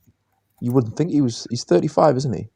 Yeah, but he's 34 at the minute. But I mean, to be fair, he looked one of the fittest ones on the park against Brighton. If I'm honest with you, thinking that, you know, he's the elder statesman, and yet he was the one who was still moving up and down the right hand side, trying to make something happen. You know, there was an amazing ball from Malik Chow down the right hand side, which Trippier timed his run to perfection. And this is why I keep talking about Elanga, because if you look at Elanga, Elanga's got Asula issues, and I think Asula's come on board a little bit better since obviously questioning his future at the club. I look at Elanga now, and he seems to be as if he is the next yo-yo. He goes up and down the same track. When he played inside right to allow Trippier to come in, I expected him to move towards goal on a little bit of a diagonal run. If anybody goes back and watches the cross from Trippier that gets headed out, then headed back by Tonali, who, again, to be fair, I think Tonali had time to bring that down, move to the right and probably get a shot off. He heads it back into the danger zone. Bruno brings it down and gets his shot just wide of the post. But if you have a look at Elanga's position during all of that play, he goes down on the same line and then walks back on the same line. And that's the penalty. If you look at the penalty box, the outside edge of the penalty box, he just goes down and then back up. There's no movement towards the penalty area whatsoever. And, I think it was Kev Bell who mentioned there's no point in looking at XG. We did have a better XG than Brighton. You're absolutely right. But you've also got to look at chances created by the lads that are playing in the forward line. Now, the chances created, the XG wasn't created by Elanga or Anthony Gordon. And I think that is that's what I keep saying. When you guys say you can't look at XG, chances created were being created because of the work rate, and as you quite rightly said, because it's not happening on the wings for us. I think it was Pete who said it earlier. Are we overcommitting from the midfield? Because it's not happening on the width like it was when we had the rat up front. So now it looks like we are overcommitted in the midfield, moving bodies into the final third, and leaving horrendous gaps in and behind, and exposing our back line. So, like I said, something has to give somewhere along the line. And it has to be a tactical shift for me. Yeah. Barnes has to come in, I think, for Gordon. I think Gordon, it's a bit of a problem now, isn't it? Because his form, he's not scoring and he's not setting goals up. So, Tim's going to be on the show soon, a bit later, but I'm sure he'll 12 minutes. mention this. But please tell me you'll cuss him. Please, I hope he cusses him, man. Gordon. I hope your bro cusses him, man. Please. Paul Momo, your wishes granted. Not you, Gordon. Yeah. Borky's out of jail. But yeah, with regards to Gordon, though, I think Barnes just looks more incisive. I think Gordon, have you noticed, he slows the play down, which is ironic because he's one of the fastest players we've got. But Barnes gets the ball, and I think Barnes knows what he's going to do, and he just does it, and it comes off or it doesn't come off. But he's more incisive that way. But Gordon will take quite a lot of time to think about what he's going to do when he's got one-on-one with the fullback, and it's just not coming off. He'll come inside, and then I will give him credit. He put in a good cross, I think, first half with his left foot. But I just think Barnes, out of the two, we look more dangerous. And if we're going to just hang our hat on Gordon this season as the main threat from the left, which, to be fair as well, Eddie, he's put a lot of faith in Gordon the last couple of seasons, and I don't think that faith has sort of been rewarded the last 2 years, really, from Gordon. Since he got that contract, his form has really dipped from what it was. So it's a bit of a problem. Like you say, Gary, I mean, the three in midfield, Jesus, man,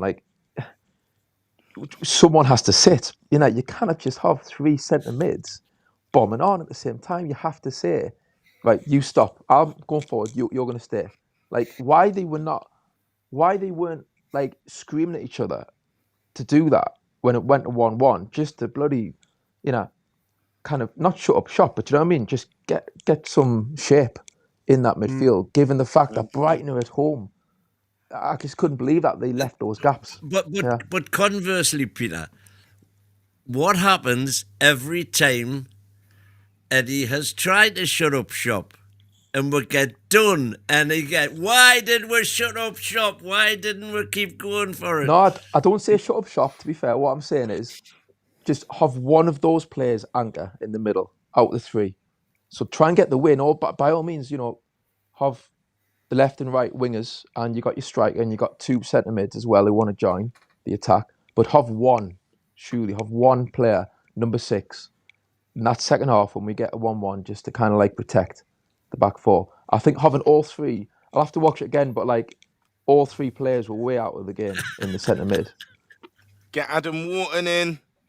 Imagine that. Yeah. Well, I mean, Mainu seems to be the one that's going. Warren's putting him back in jail. As I say, the warden's not on the premises, so... Hang on, I've got a quick message from inside the club. You're quite right, I should be sacked. Oh, bless you. Right then, let's see what you guys believe to be the Newcastle lineup. I have obviously when I did this, I didn't realise Tonali had a bug, so I've thrown Tonali in.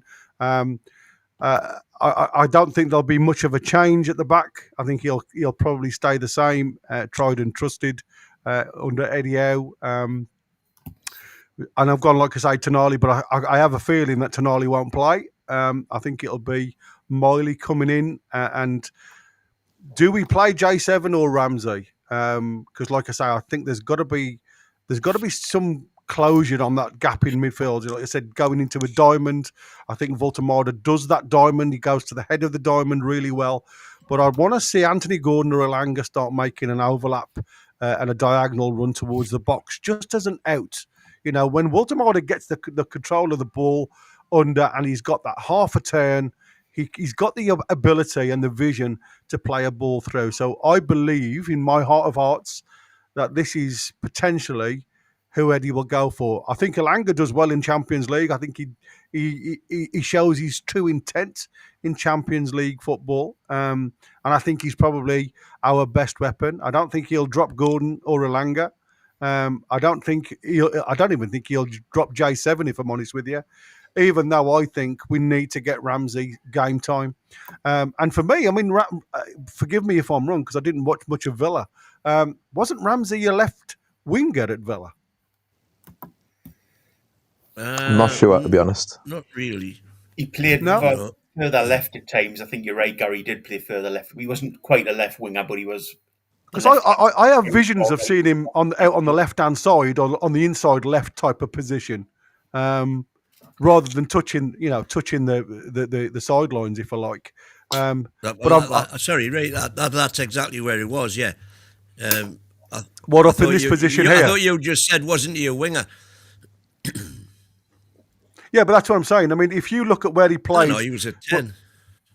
Yeah, that's what I'm saying. But he's in this area, isn't he? Yeah. On the left of the box. When I saw him come on for J7, he was more sitting in the deeper lines. That's what I'm saying. And I'm not 100% sure that suits Jacob Ramsey either. It's okay bringing players in like for like, but where's his strength? And it's not in these areas defending. His strength's up in the attacking zones, playing in the 10. So, all you do then is you just drop your 2 a little bit further down, don't you? And like you say, you can have him then and Voltemada dropping and Ramsey running in behind if you so-called wish. I just think, like I say, when Eddie just seems to go like for like, you're not going to see much of a difference in the squad. Going on to Benfica, Dedic, Silva, Otamendi and Dahl, the back 4, I don't think that'll change. Trubin in goal. Rios, I think he's a really talented midfielder with Berenchia. And I can never pronounce his bloody name, if I'm honest with you. Arsnes, I think it is, on the left-hand side. I think he's a good player. Luke Kepico on the right-hand side. Sudakov, and obviously we all know Pavlidis up top for them. Can finish if given the opportunity. But going back to Newcastle, guys, we've got 5 minutes left. Is there something that Eddie needs to change going into the Benfica game? left back. Who comes in then? If I was making one change, it would be Murphy for Elanga. I hear what you're saying about Elanga doing well against Barcelona in the Champions League and to a degree against USG. But I still think Murphy is consistently giving us more. Now, if that means, for example, if Gordon isn't producing on the left, I would like to see Elanga tried on the left, with Murphy on the right and Elanga on the left. And let's see if that could produce something different. This is probably going to be controversial, but I completely agree with Wayne. We need to have a Murphy in the team, but that Murphy needs to be at left back. Alex Murphy's injured, isn't he? Alex Murphy to me, this is a game you give him a chance. Yeah, but isn't Alex Murphy injured? Ashby was injured. I don't think Alex Murphy's ever been injured, mentioned as being injured, unless I've missed it. And he can cross the ball as well, you know. I'm trying to think of whether he was in the under-21s against Mansfield. I can't remember actually seeing him in the game. I'll have to go back and have a look at that, to be fair. Again, you know, for me, you know, there's lots of people say throw Trippier out there and throw Kraft in. You know, the one thing that concerns me, the only thing we get at the minute is Trippier does get down the wing. It's literally about delivery into the box for me. And we saw there was a delivery into the box, and I'm not sure it was from Murphy, where it was Trippier, just before half time, where Voltemade headed over at the back stick. And I think, you know, you take Trippier away from this right hand side, and because there's no delivery, if Murphy doesn't start and Elanga starts, you've got no supply at all in the squad, because we know on the left hand side, you're not going to get the runs from Dan Burn down that left-hand side. And we know, as much as he tries, Anthony Gordon hasn't got a left foot. He has put some decent crosses in, but I don't think, Gary, he's missed the last 2 under-21 games. He's not even on the bench. There you go. That's from NUFC Truth. I say I haven't seen him involved in anything, so he's got to have had a knock. Listen, Yano, I agree. When did Trips last provide an assist? I'm not saying he has given us everything. The biggest problem is, when's the last time we've had a centre forward that scores goals? You know, end of last season, throughout the pre-season, and the start of this season, we hadn't got a centre forward for the first 3 games. So again, a lot of these questions you've got to start giving a little bit of understanding to. And like I said, you know, we've seen what Voltemade gives us now. What we seem to be lacking majorly is the form of any creativity going in there. A lot of the goals seem to be, like I say, of our own making, coming in from, you know, Tonali's, the Brunos, and obviously you saw Miley get the assist the weekend. So delivery from the width, which is what we anticipate that we could do well in, we just aren't seeing. So that's what I said. For me, why not throw Elanga out on the left hand side? We know Anthony Gordon and Harvey Barnes don't like working on the right hand side. It just doesn't suit their game for whatever reason. So yeah, I'd potentially go with that. Elanga and Murphy. I think that would be a good shout. Elanga can use his left foot. I believe it's his strongest foot, but like I say, I've yet to see it. So, gentlemen, we're going to get totally confused now. What, with the 2 of them in? Right, lads. We have the terrible twins in. Indeed. Well, we're making a sub. 616. The multiverse. Yeah, Multiverse. it seems like as though we're in a parallel line here somewhere. What's going on here? What's going on? Are you pressing buttons? Well, World's emerging. Because I've got to jump off because I'm with Mumsy tonight. But been an Nobody's absolute money, pleasure, lads, and here's hoping we get the win, eh? Is it me, Jeff? On? Get off. No, of course not. No, I told Winnie Baby that I had to head off at 9:30 because I've got Mumsy over. And Jeff has, I hope for your to see you, sake, mate. get Ange in as manager. I know he's your top choice. Piss off, lads. Yeah. Right. Timothy. Yeah, there was a bleeper in there. Thanks, Ian Fleming, for being a member for 20 months. Thank you so much. Really Cheers, Jeff. amazing. Can I just ask, did you put the last one up? Why not Elanga 10 support Bolton? That one from Warren. There we go. Why not Elanga 10 support Walton Murphy? Yep. Well, that's what I was suggesting. Yeah. In fact, at any time we're even considering playing Gordon up top, I'd just say forget it and give Elanga a shot instead. Yeah. Tim, hello. How are you doing? You're right. Canny, mate. Canny. I mean, on that Elanga point, to me, like, it's difficult to have him in the conversation as to playing up front or not, because to me, his head just isn't there. It seems like a confidence issue with him. He's not in the game. It seems like he's overthinking everything. And you said before about, like, what foot is he? And you said that he's stronger on his left foot. I mean, I've always thought he's right foot. When he is right foot, isn't he? Obviously, he takes free kicks right footed. So I know players can be 2-footed and stuff at times, but he is basically right footed. And what I've noticed is he gets the ball and he's constantly taking touches on his left foot. And that play when he lost the ball, when we broke, and he had all the space in the world to drive into, if you watch it, the reason why I think anyway he lost the ball is because he's trying to dribble it with his left foot. So if any player try to dribble with their wrong foot, then the chances are they might well mess it up. He's overthinking things. Just get all the space in the world there. Just knock it out your feet and go. Could you imagine Keith Gillespie trying to do his left foot against Barca, against Sergio? Do you know what I mean? You play your strengths. So Elanga's head just doesn't seem right. And I know what you mean, Gary, about. And everyone said, he played at Forest where they were counter-attack and it suited him. And is it a wrong match with us where we don't want to play that way? I do get that, and I think it is a point. But at the same time, he's not giving himself any chance at all of being successful at the moment because he's not even doing the basics. So, even if you're playing in a side that isn't a counter-attack side, you can still cause some damage to your full-back if on the ball you simply knock it out your feet and beat your man and whip it in. And he has done that against Barcelona and against Liverpool. He had two really good games there, and he just kept it simple, got down the line, and whipped it in. And they were sat quite deep, Liverpool anyway.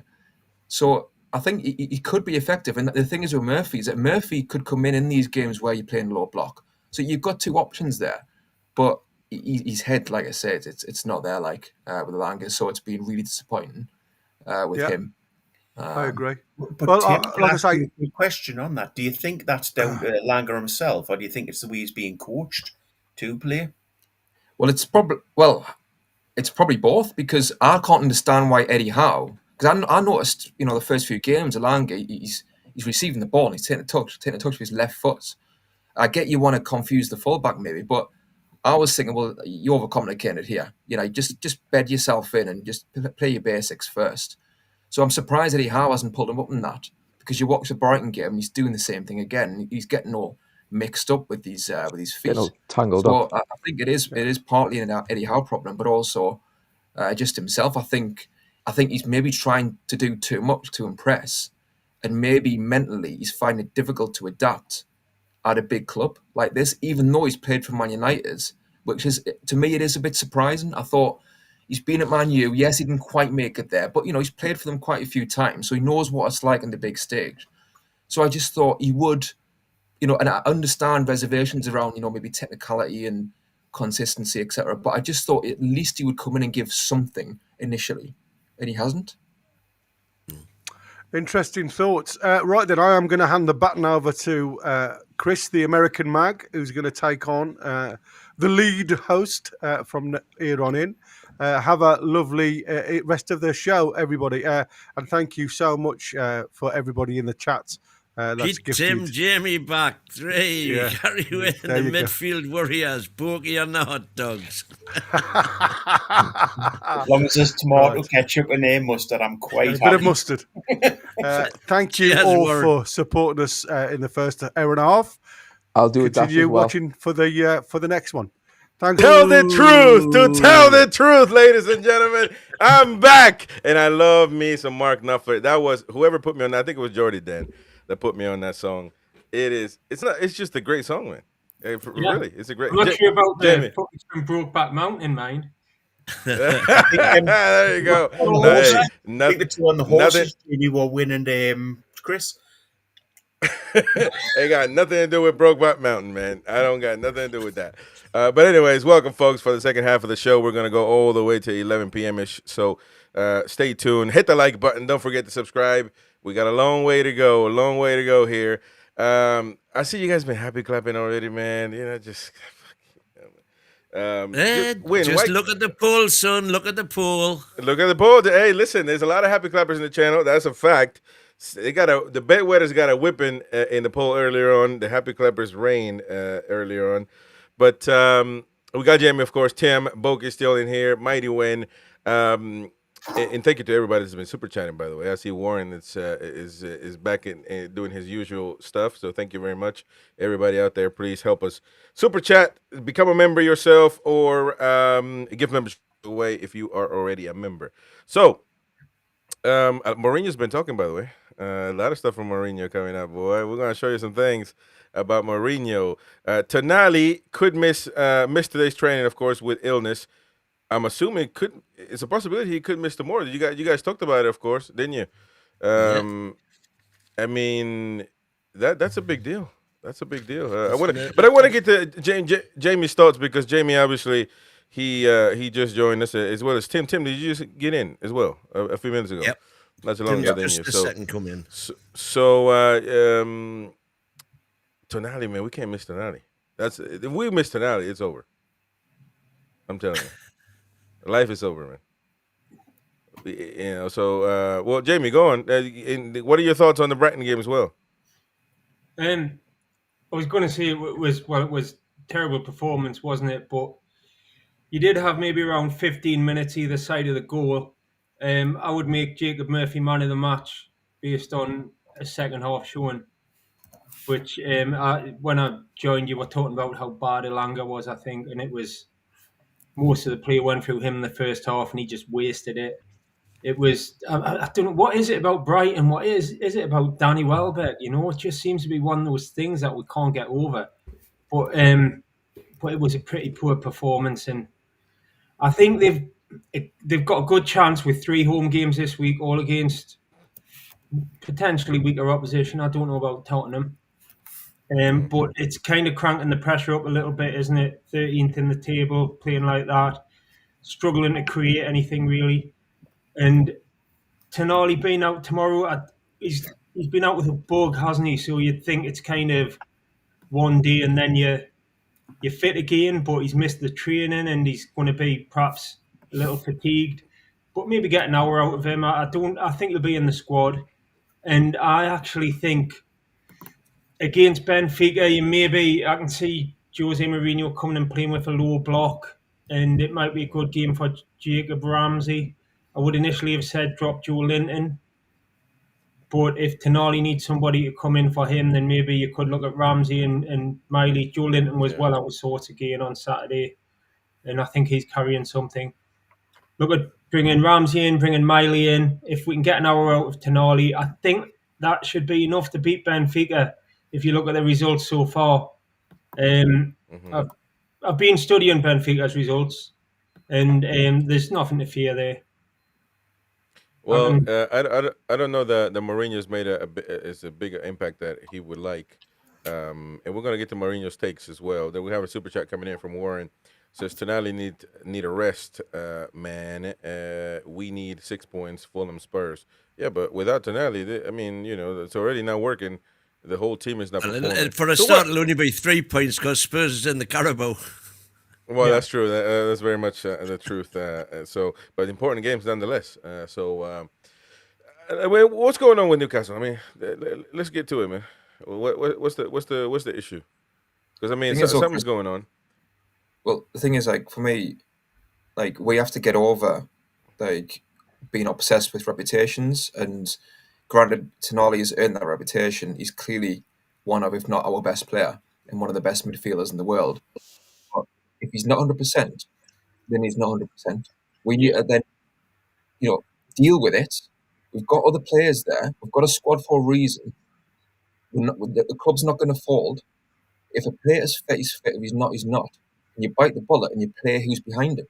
So for me, like, I don't see, it is good with Tonali, but I don't see why there should be a meltdown over any player in a way, because we're supposed to have a good squad now, and we need to be seeing these other players come in and play substantial minutes.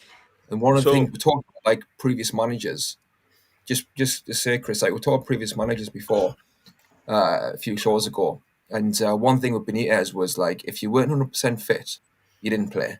It doesn't matter who you were. The team comes first in terms of how it's going to operate and how fit everyone is. And that's one thing I loved about Benitez. And we need to get let me ask back you a question. Yeah, go on. Sorry. No, that's it. Yeah.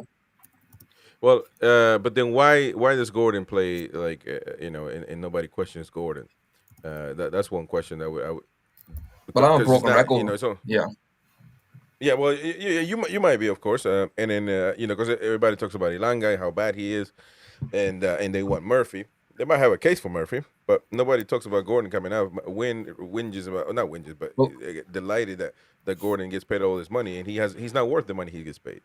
No, like for Gordon, when we bought Gordon, he was a raw, tenacious, aggressive, spiky winger who did not give the fullback a moment's peace, and he would run at him and run at him. Sometimes it would come off, sometimes it wouldn't. He'd whip the cross in. Again, it might come off, it might not come off, but either way, he's an absolute live wire, right? He's really raw, and that's what we were buying. That's what I thought we were buying.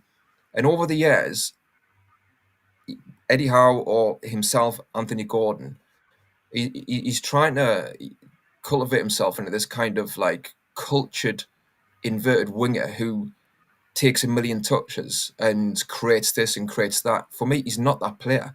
And he's coming out with all these quotes about, about mentality and about the mind and stuff. And, obviously it sounds a bit harsh, this, but, obviously it is fascinating how the mind works, etc., with athletes and stuff. And I'm sure he's got a lot of points with that when he's had these interviews, but he's speaking like this Zen master, and his football, his mouth's doing, the talking, but his football's not doing the walking on the pitch. And for me, like, just stop with all these like sound bites, and stop with all this pausing around and trying to be a player that you're not. You're not this inverted winger for me who's going to be, playing silky skills and that and slowing the game down to do this and do that. Like, for me, he's a good player if he's aggressive, non-stop, getting at the fullback, and like I said, have that spikiness about him and that aggressiveness.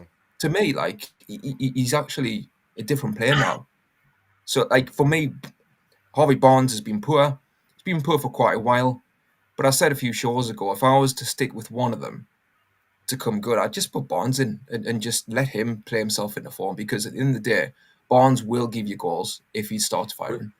You would think you would if Barnes play bad, then you take him out, put Gordon in. Gordon plays bad, then you try Barnes again, and you would figure until one of them play good.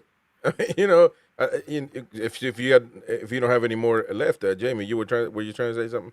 I don't think Barnes has been good at all this season. I think he should have had a hatful of goals by now when he hasn't scored. I think that's the contrast with Elanga, because Murphy has delivered when he's played. He's even when he hasn't scored. I think at Leeds he had the best chance. Against Villa he had a couple of chances, and he makes goal-scoring opportunities. Whereas on the left, it's kind of Gordon stinks it out, and then Barnes stinks it out, and I think maybe after Saturday, Barnes deserves, and he will get, some kind of chance across these next 3 games. but I can't see him being any better than Gordon, to be honest. I'm not quite honestly. I'm not too sure if it's a player problem. Thank you, Warren, again for our super chat on YouTube. Tonali's Baron will run out, and take. There you go. He's because wife is pregnant. So, by the way, does he need to miss again? I'm just old school, man. He ain't doing the pushing. He needs to be doing the playing. But anyway, that's neither here nor there. You know, he'll probably miss a day or so. Chris, But, can I just make a point on what the two lads have said there? Yeah. For England, Gordon's been playing pretty well.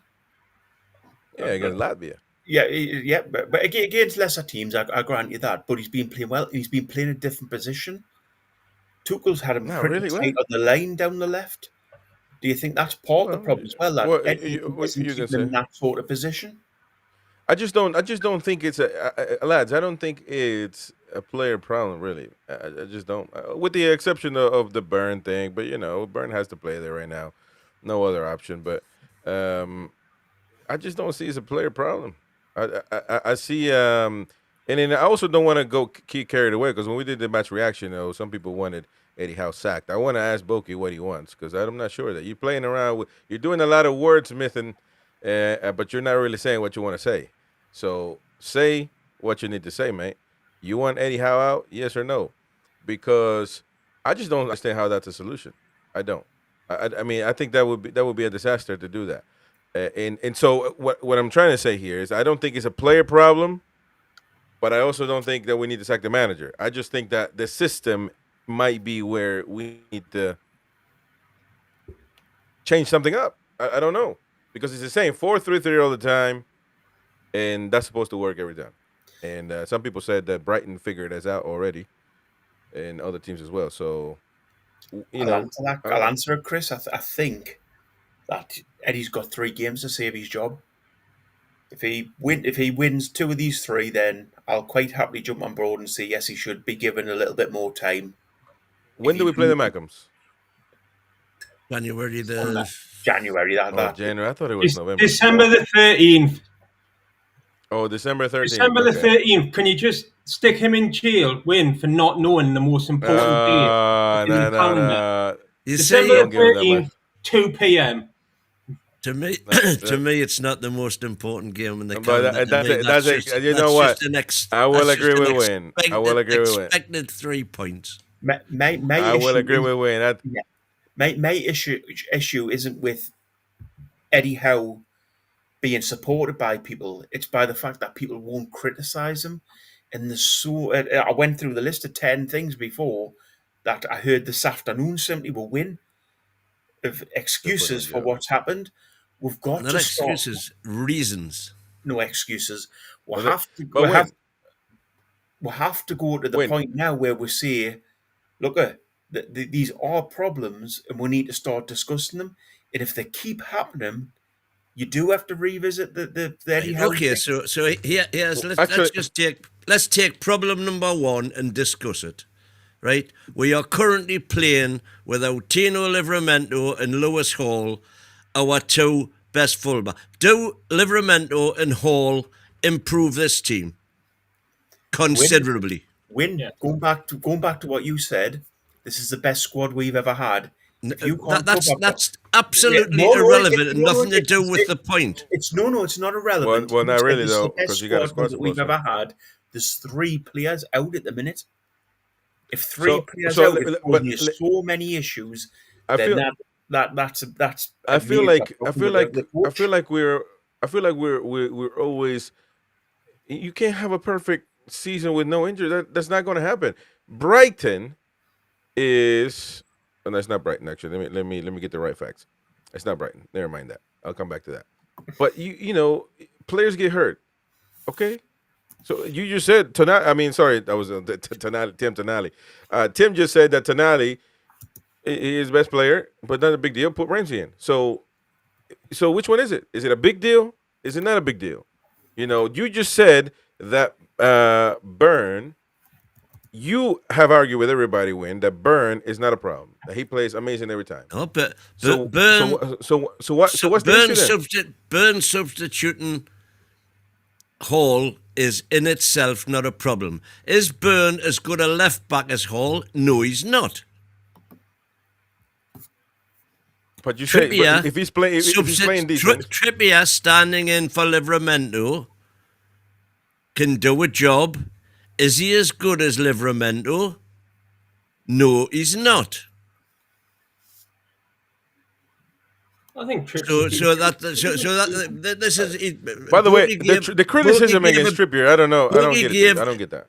Borky gave a big list, and so I'm saying let's take that list of reasons, not excuses, one by one. There's the first one. Would we be a better team with Livramento and Hall both having been in it from the start of the season, or even one without the other? But Yes or no? that's an excuse. It's not a reason. It's an excuse. You said this was the best squad we ever had. It had blew your flock up.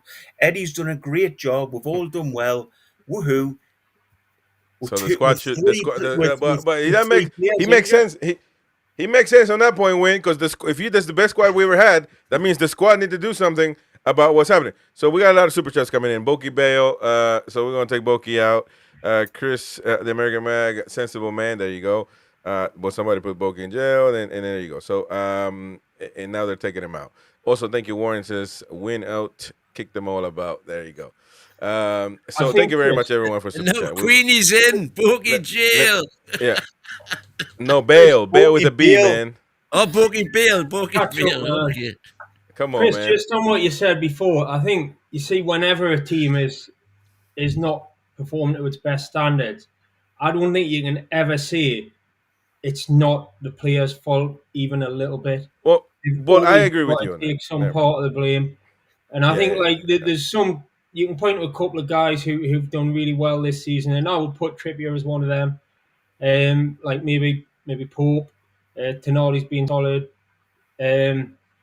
Walter Marty obviously, but there are some players, and we've picked them there who've under-delivered. Dan Burn's not a left back, so that's just an unfortunate thing because we have only got 3 injuries, but 2 of them are pretty much the same position. But there's some guys. It's the attacking players, isn't it? We've had enough clean sheets. Has he got the most clean sheets in the Premier League at the minute, Paul? We just aren't creating. We aren't creating chances and aren't putting them away.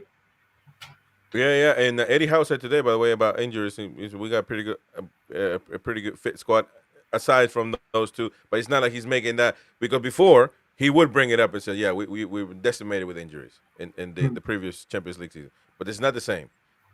Now you want a squad with no injuries? That's never going to happen.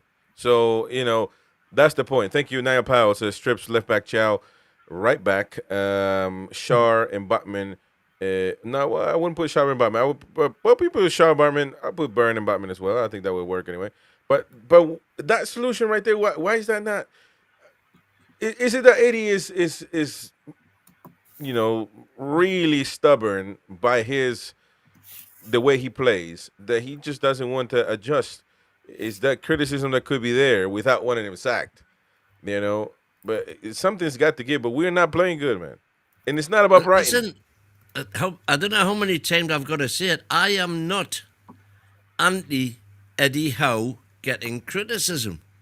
And by the way, Eddie Howe, he's had criticism from me in the past for various things that he's done or hasn't done. But to blame Eddie Howe for Saturday's performance is simply wrong. That we started off reasonably well that game. But you said that about every game of the week, though. So that means every game is not about Eddie Howe. Every week you can't blame him, Eddie Howe. Because there's been other reasons, like I say that. No. So you are saying that. I am saying that. Leeds in particular, got up a lot of people's noses. Jamie was there, and it could be argued that you could see in the first half hour what was going wrong, and he did nothing to change it. And again, waited until the 60th. But that wasn't the case on Saturday. And on Saturday, he made changes that affected the game. We improved. We got the equaliser. And then he went for it.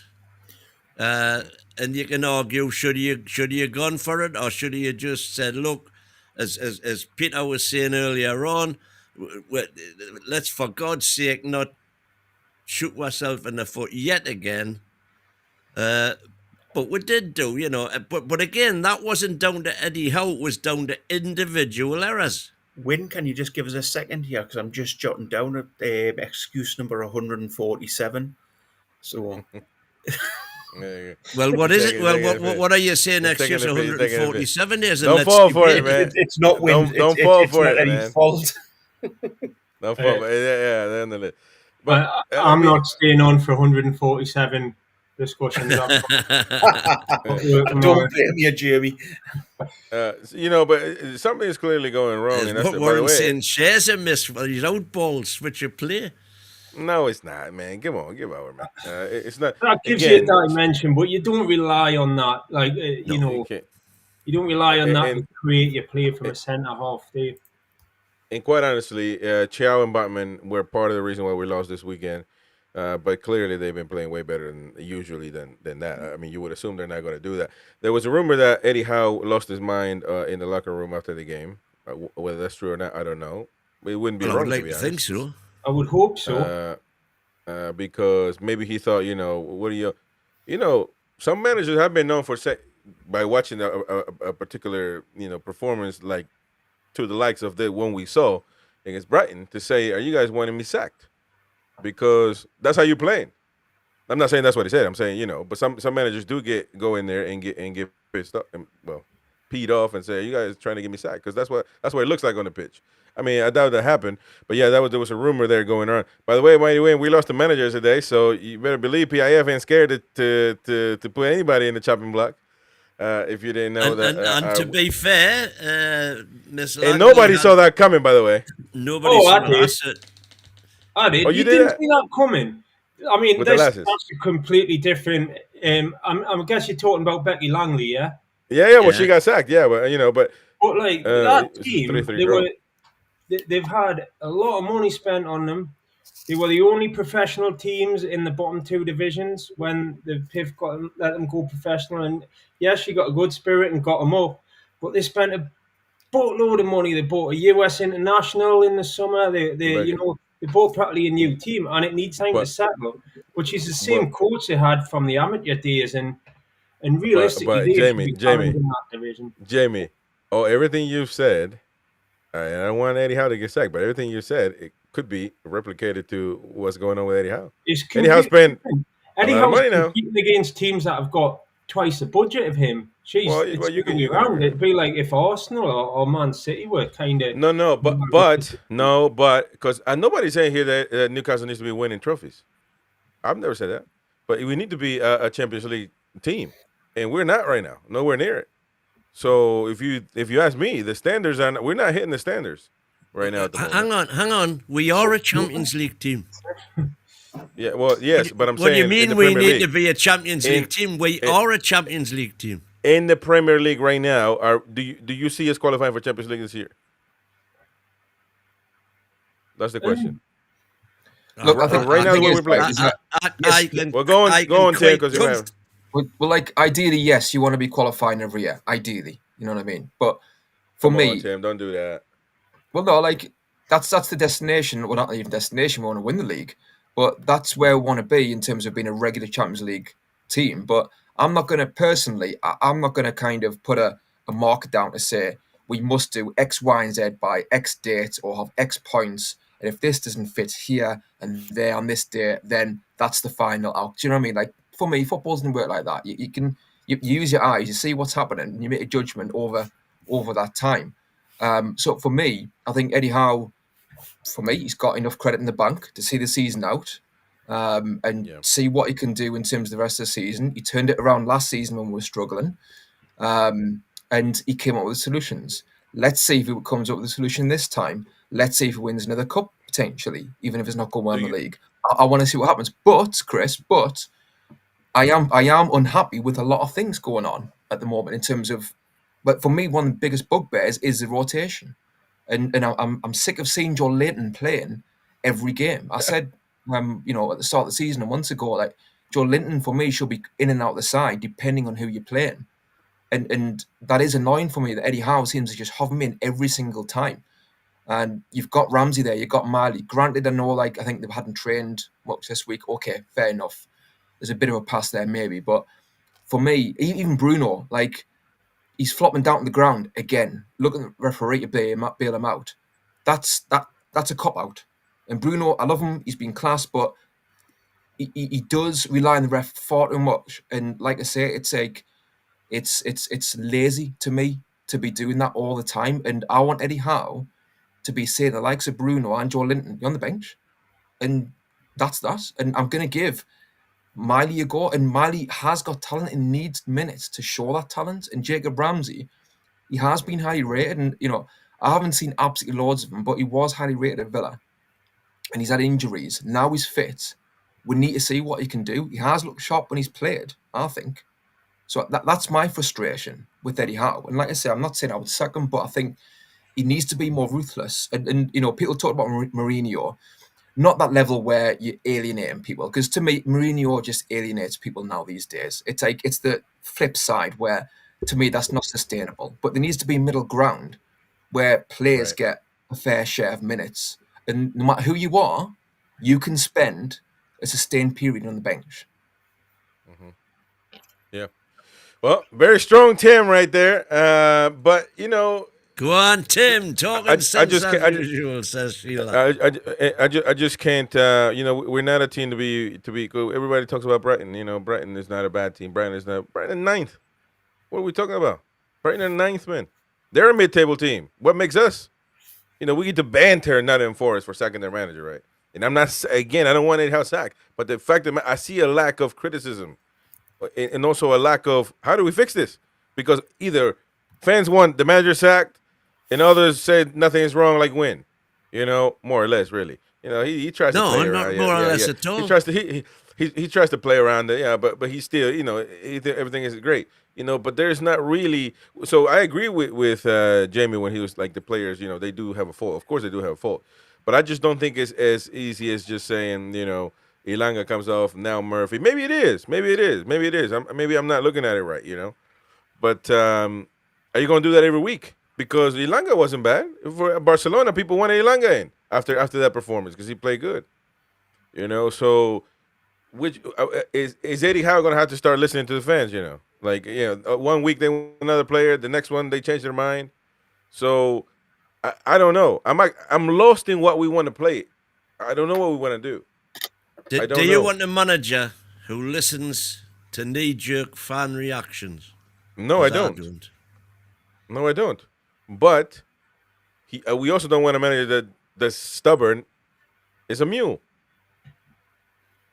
We don't want that. But I do think it does come back to kind of who you're playing at times. And yes, you want a settled team, like, in general, here, like, every now and again. But I think with Ilanga, like, my view at the start was you definitely play him against teams who are going to come out at us, where you got that space and behind, like against Barcelona. And obviously that short, so it proved where he was brilliant in that game.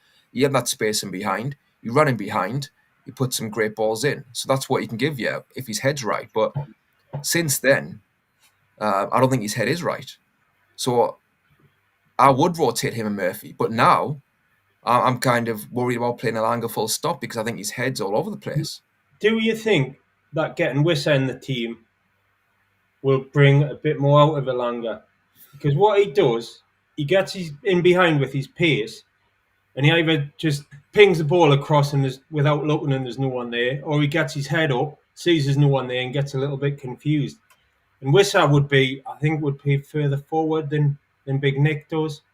And there'd be somebody in the box for him to aim for. So he gets in behind, Wissa moves, bing. They might be a fruitful partnership.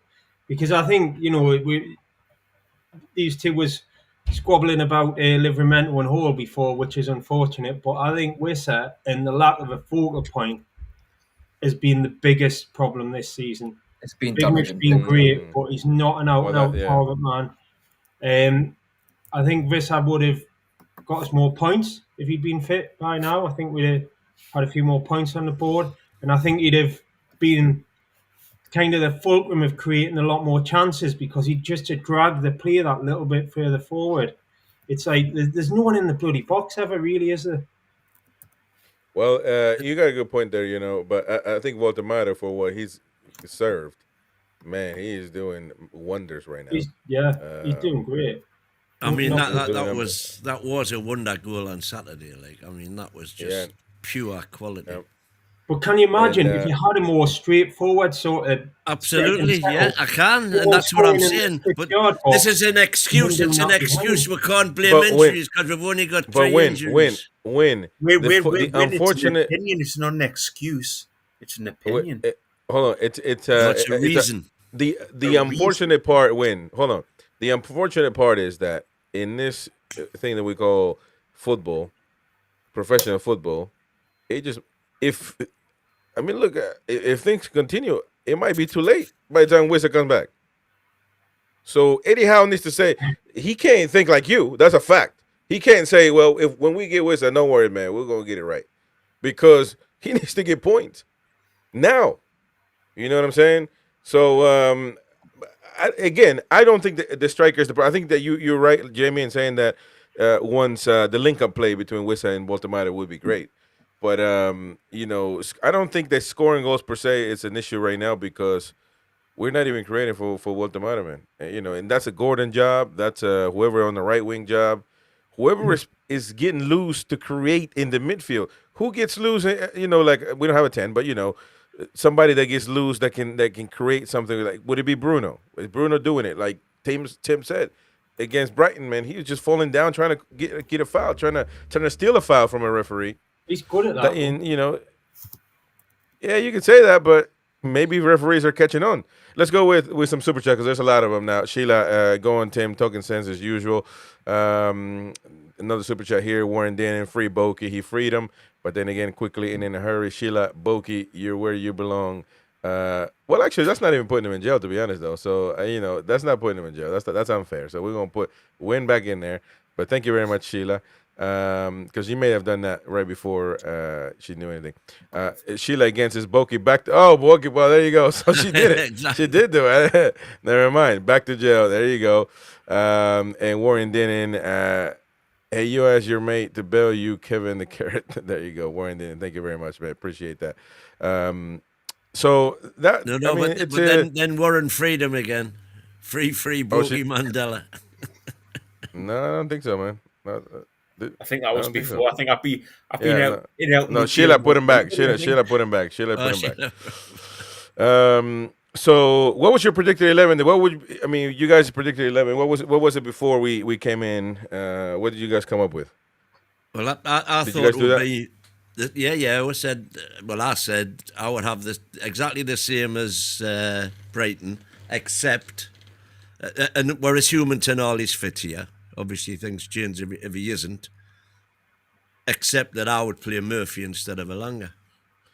Okay, even though Elanga's done okay in so you stick with the Champions League. He's happy clapping. So Jamie, exactly. We want to hear some proper fans talk, man. So right now, you're the manager. It's you. I presume you identify as someone with, kahunas. So use them in their locker room. You're about to tell the lads who is playing for the game against Benfica. What's your lineup? What changes are you making? I would put Ramsey in for Joe Linton. I would put Murphy in for Elanga. I probably wouldn't mess with the defence at the moment, but if I get in that ground and there's subtle changes, if he's playing shit, I'm not booting off about that. I don't know enough about Benfica. I've done a bit of Benfica research. If you want to hear it, it's not as in depth as Gary's research before the audience reached for the Red Bull. No, go on. But the only player they've got who I've heard of is Nicolas Otamendi, who used to play for Man City. It's a big one here. I've been looking at their results lately. Here's some recent Benfica results. They beat Gil Vicente 2-1, and I don't know who he is. They drew 1-1 with Rio Avenue, so they couldn't even beat a street. What else we got here? They beat AVS. So the only team they beat lately is a van rental firm. Motorbike. They drew 1-1 with Santa Clara, which sounds like a stripper to me. And in the Champions League, they lost to Chelsea, and they also lost at home to Qarabag. So I'm kind of hoping, right? Like, and I've opened to other opinions here because this new Champions League format is new. If you've lost 2 games, do you then go away and play for a draw? And that's kind of Mourinho's DNA. Or do they say, like, we've got no points on the Champions League board, we need 3 points here tonight, whoever we're playing, and do they come out a little bit and that plays into our hands? So I definitely play Ramsey and Murphy to get at them a little bit. I hope Tonali's fit. If he's not, maybe you play Miley. Maybe Joe Linton can give us a half. But What about the? Well, you said Murphy. So what about the left wing? I think I would probably go Barnes. I would go Barnes. Gordon's been playing international. I push you a little bit, man. You weren't gonna go with Barnes, man. No. I think I would. I don't think he will. Oh no, he won't make any changes, brother. And I guess there's that thing that Gordon's got 3 goals in 2 Champions League games, so he might. You get that penalties, man. See, no one time out. That's why I lose my mind. Because people use stats in their advantage. They can use these stats to win an election. I'm telling you. Is that dirty? 2 penalties in the same game, man. And then he scored against Barcelona. Man. You know, that's. But yeah, I personally, I think Barnes is due a chance. I think these might be the sort of team where you can get round a couple of the defenders, cut in and shoot, and Gordon just hasn't been doing that. But I think Howe will pick Gordon again. I think Howe will pick everybody to play against Brighton. Tim, so what changes you make? You're ruthless. You're the manager. What do you think? Well, if Benfica do park the bus, I mean, like Jamie says, I can't sit here and say that I know exactly, how they're going to play because I haven't seen much of them at all. But like you say, with it being Mourinho, with them losing a lot of games so far, they're probably going to park the bus based on that. So, like, immediately, Joe Linton's out the side. If we're playing a side who's going to be sitting deep, to me, there's no point in playing Joe Linton. So he's out, and he's crap anyway against Brighton. So Ramsey comes in. If Tonali isn't fit, then Miley, I'd bring Miley in. So you're probably looking at, you got to decide between Miley and Bruno as to who's the 6.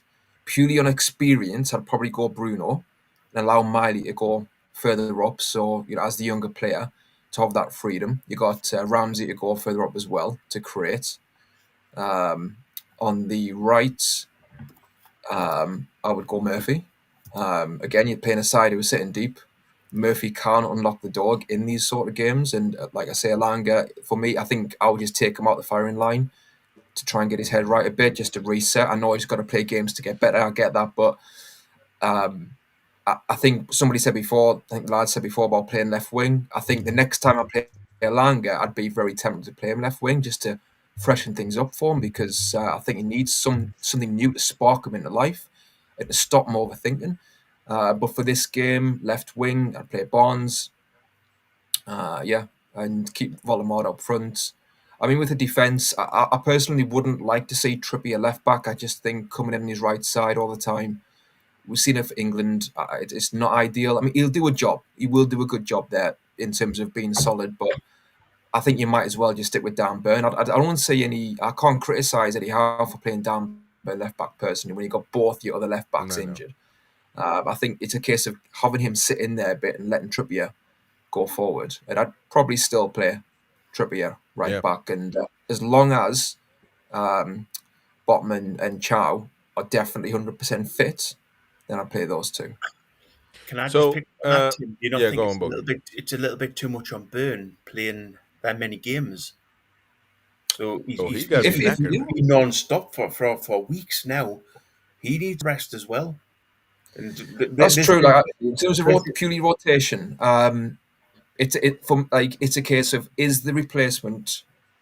Yeah, I mean, if he's knackered, he's knackered. So, based on what I said before, if a player isn't 100%, you've got to be ruthless and just put in who's there next in line. So I definitely would do that.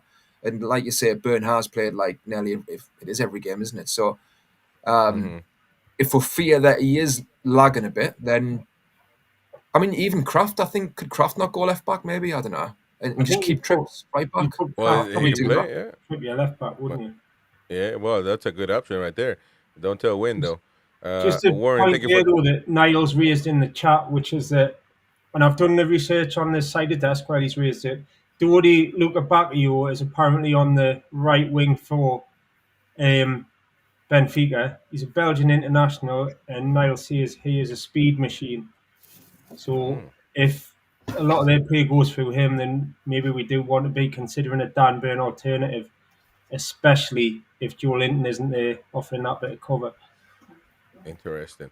Thank you, Warren, for the super chat there, as well as the real Jefferson says Stone Cold Chris Austin. There you go. Thank you, man. Appreciate it. Warren as well coming back, talking to Queen of Heart. Thank you very much, all of you, for super chatting. Mourinho has been speaking. Dominic Skurs is quoting him, saying, on managing Newcastle, he was asked today. We should have done the Mourinho presser, man.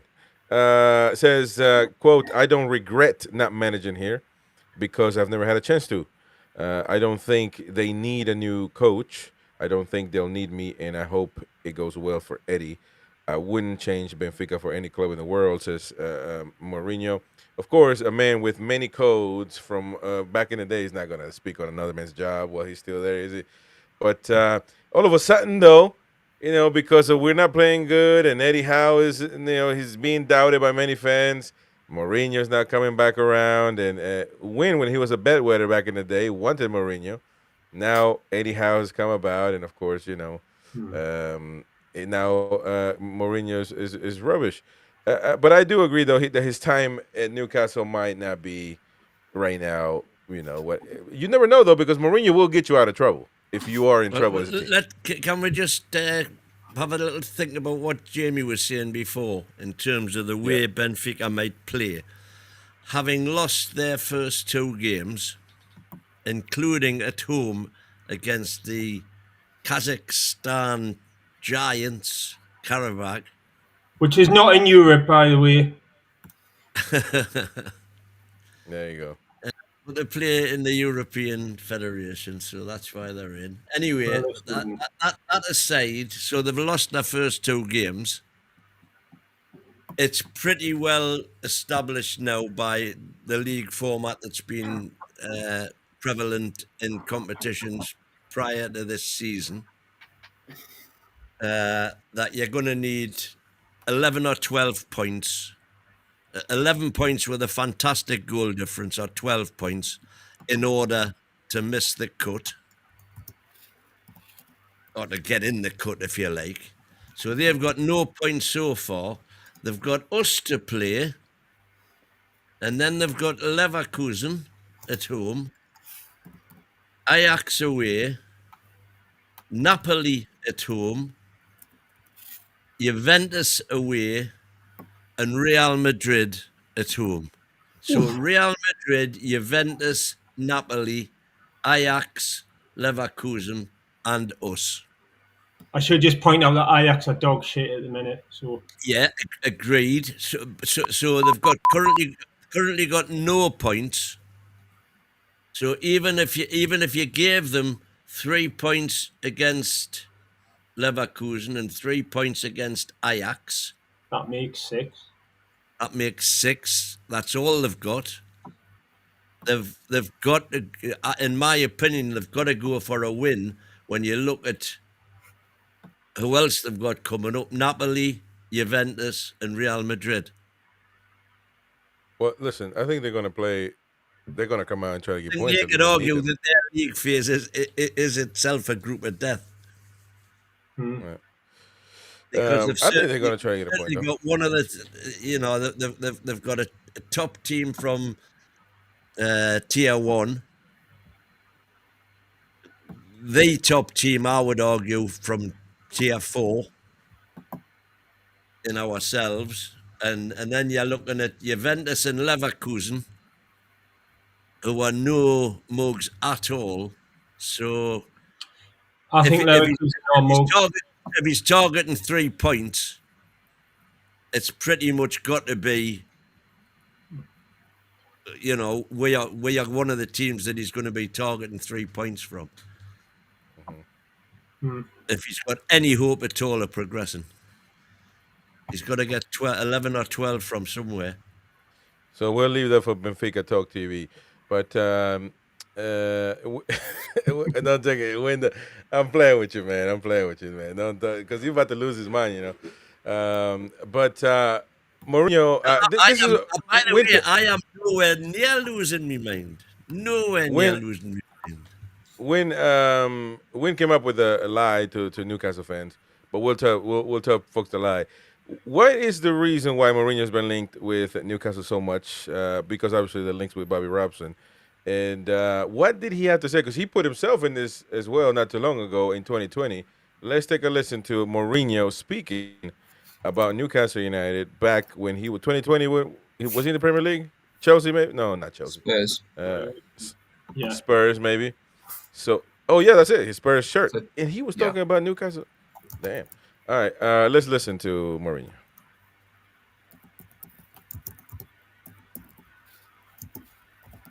Oh, no.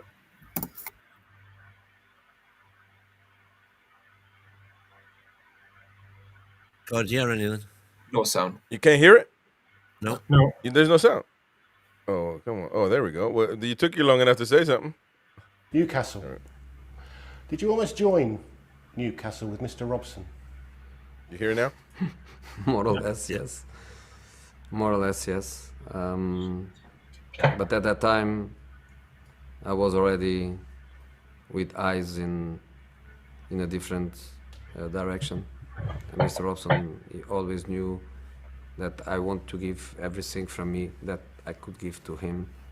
But at the same time, he also knew that I had my eyes in a different direction too. But yes, there was a chance. But independent of that, is a club that I feel connection with through Mr. Robson. It's as simple as that. He had a huge passion for Ipswich Town too, but Newcastle, his area, Durham, he had it in his heart. So through him, I become a little magpie, and I like the club very, very much. And in spite of never win in that stadium, I always love to go there and to play in front of these incredible fans. But difficult match. Good work by Steve. Good work in the transfer window. They improve the team. They have a certain style of play that they feel very comfortable with it. They start very well. Of course, they lost the second match, but in this moment, 3 points for them and 3 points for us, and big game. There you go. That was at the time, of course, 2020. That's when Eddie Howe took over, really. Wasn't it? No, 21 was just it? Before. Yeah, so just before. We were knackered at the time. But he's a little magpie, he said. So there you go. Win is going to be all about, Mourinho because that's what he lives off. Bruno can play rubbish. As long as he does this to him, he loves him. He's Toon legend, blah, blah, blah. But now, when you lie to folks, I was speaking with some proper Toon fans before this, proper Toon fans. And I was in a meeting with them, and they told me that there's no such thing as him hugging and kissing and stopping the bus and all of that for Bobby Robson's statue. It might be. I'm telling you, because you're gonna waste your time sitting around outside of St. James's Park waiting for him to come down, get out the bus. It might be that because there's a bust inside St. James's Park of him, so he might just touch it, do his little thing there. But he's not coming out to greet you or Bobby Robson's statue outside. So just letting you know, man, I spoke with some. I'm telling you, these are proper fans. Right. And I'm telling you, I've seen him do it. There you go. So are you? Well, let me ask you this. Are you? Hold on, Jamie. Are you telling me? Just say it. Are these Toon fans that I spoke with before the show? Are they numpties? Or are they liars? Well, obviously, Jamie is going to be one of them. You open your mouth, Jamie. But you do think it. I so would there you never go. say such a thing. What I'm saying is, I have witnessed Chelsea coach coming out of the stadium, stopping at the statue, Mourinho going to the front of the coach and saluting Bobby Robson. And I have witnessed that. So are you saying I'm a liar? Yeah, you saw it one time, but that doesn't mean he does it every time. You said it's a thing. Well, he does it every time. I saw him do it, and then I've heard it. Obviously, I don't wait there every time, but I'm going to make it my business to be there tomorrow again. Yeah, you're gonna be waiting if he still does all it. night. You're gonna be waiting all night, man. Come Well, on, let's Jamie, see if tell I this am. guy, man. You're going to wait for the bus to leave. Yeah, it'll be.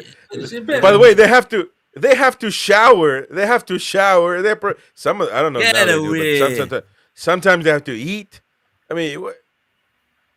Yeah, because the first time I saw it was I was still taxing at the time, and I was the marshal at St James's Park for Elliott Taxis. I used to organise all of the staff taxis home from there. But then I retired from taxiing. There is not a single chance he will stop. Let me tell you something. There's not a single chance he will stop. So I was at St James's Park until after 1 o'clock most midweek. Yeah, but it's cold and you're old, man. You can't be waiting out there for this man to come out. Come on, man. I am even more determined to be there tomorrow. There you go. He's gonna get his heart broken. We'll nip over to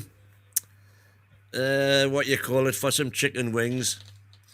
And you're gonna get heartbroken, man. I'll keep an eye out the window. You're gonna be heartbroken tomorrow, man. So feel bad. If anyone's listening who's never visited the city, there are other things to do in Newcastle other than standing with some chicken wings, looking at a statue at midnight. Something that ain't gonna happen. No, I'll not be standing at the statue. I'll be sat in Shark Bar.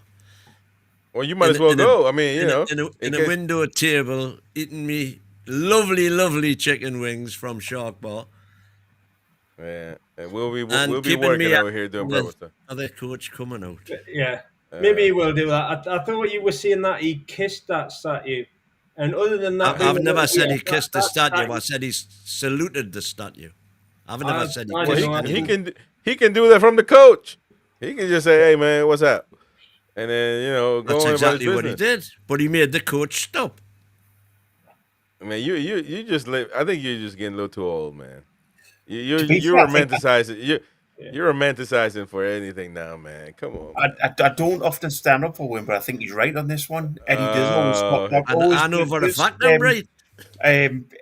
Jose does always stop the coach on his way past the statue just to give him a quick, salute. I have never. Let me tell you something. I have never heard of that. I would assume he done that. Mourinho makes me, by the way he looks, makes me think that he's a tribute when you're alive type thing, not to a copper thing that's just standing there. But listen, man, it might happen. It might happen, and you just record it for us. We need content, so you just record it. You just do your thing. But that clip to me does that not just break everybody's heart? The thought that, and it's in Bobby Robson's book as well, that he asked him to come as his assistant manager when he came here in 1999. And can you imagine the trajectory we'd have been on if he'd have came and then he'd succeeded Bobby Robson, and we would have just had those trophies that Chelsea had in the noughties and the tens. By the way, this is outside of that we went to when I was getting my platinum seats. I went that way, and that's where he stopped, and that's what he definitely did do by the way. He stopped and signed Newcastle fan and of course Benfica fans' autographs. In case you were wondering, Mourinho takes the time of the day, man, to do that. I thought Benfica decided not to train at the ground. Well, he's got press conference, man. What's the matter with you? Oh, the press conference is from the ground. You think you're gonna have what? You think they go to the hotel and do that?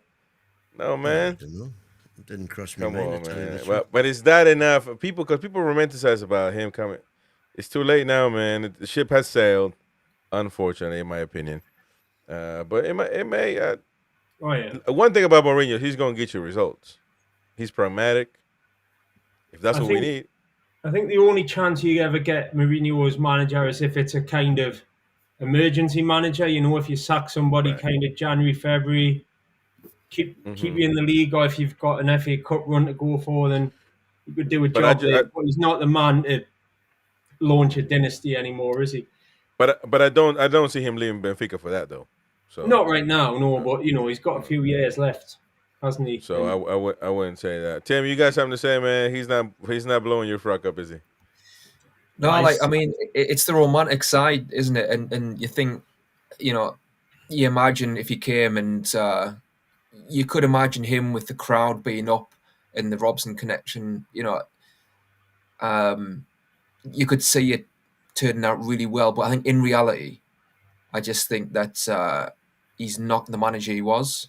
So I just think in reality, it would be more destructive than anything else with the way he seems to handle things now.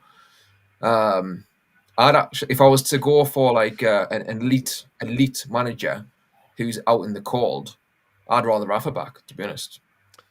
But Rafa, yeah, but he's you're right.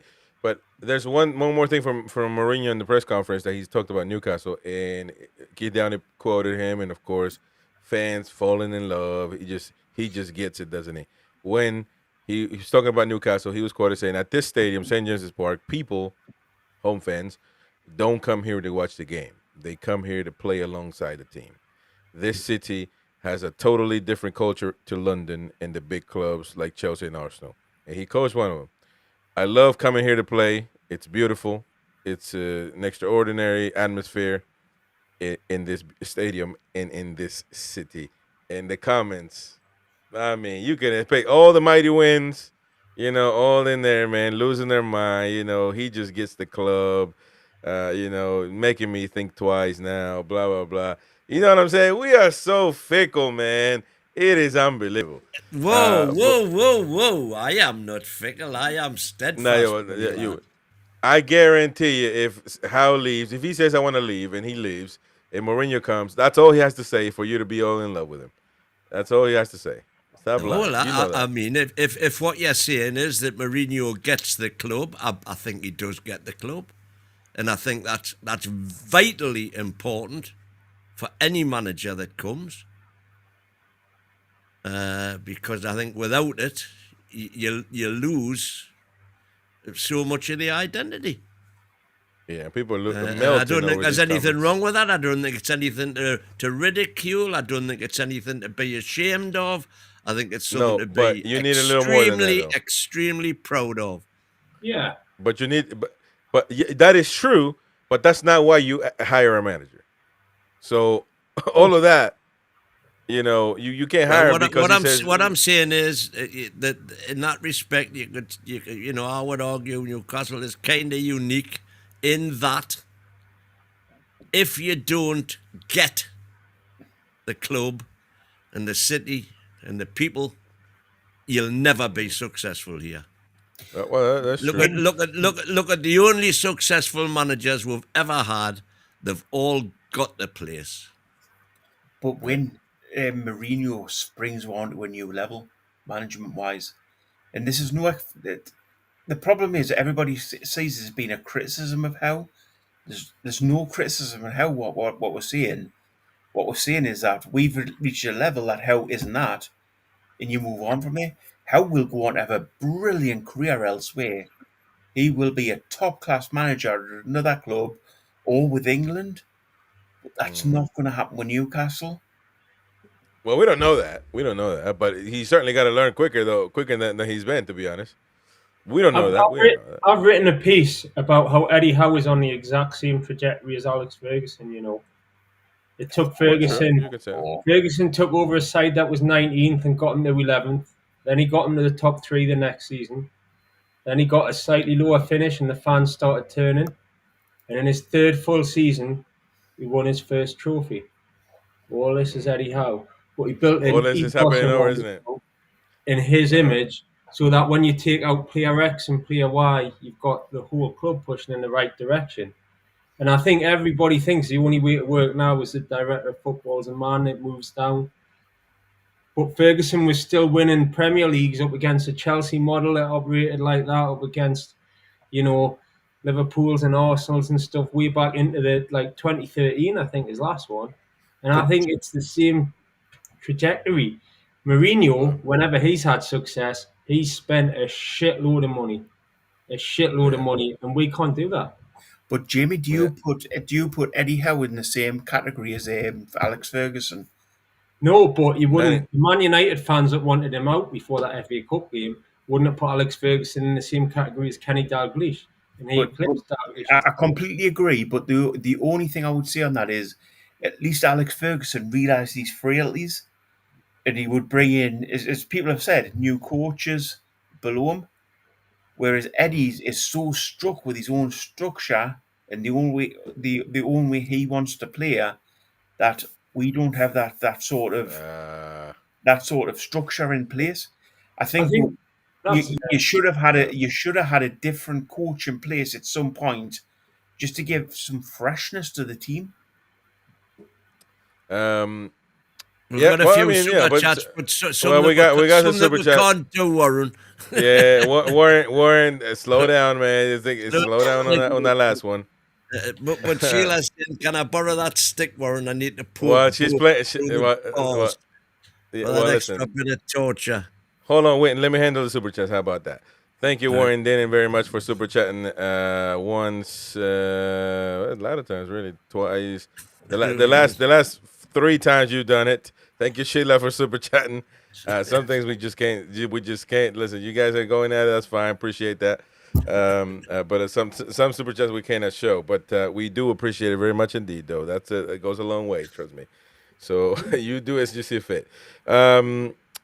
We going on at the end of the show here, but don't forget to smash the like button. Help us out here. And by the way, Alan Pardew destroying Isak. He said on his radio show that Isak is the new Torres. Remember when Torres went from Liverpool to Chelsea? And be careful, because obviously the grass isn't always greener on the other side. And I don't want to dwell too much on it, but it's clearly a heavy remark from Alan Pardew, managed Newcastle United, of course, back in the day. And I may say the best manager we've had since Eddie Howe in the last 25 years. But before, obviously, after Robson. Anybody want to disagree with me? Come on. I'll take it. I would argue Eddie Howe's better than Robson. He's won a trophy. I'd agree. Well, why you bring Eddie Howe to everything? He asked. Everything is a defense against Eddie Howe, man. It was. What was the question? Alan Pardew was the best manager since Robson before Howe, and I think. Before Howe. Yeah, that's what I said. I like Rafa Pardew. Whoa, Rafa Benitez though, man. That I forgot, man. But it's just I can't. I'm a fans with standards, and I'm sorry, but I just can't.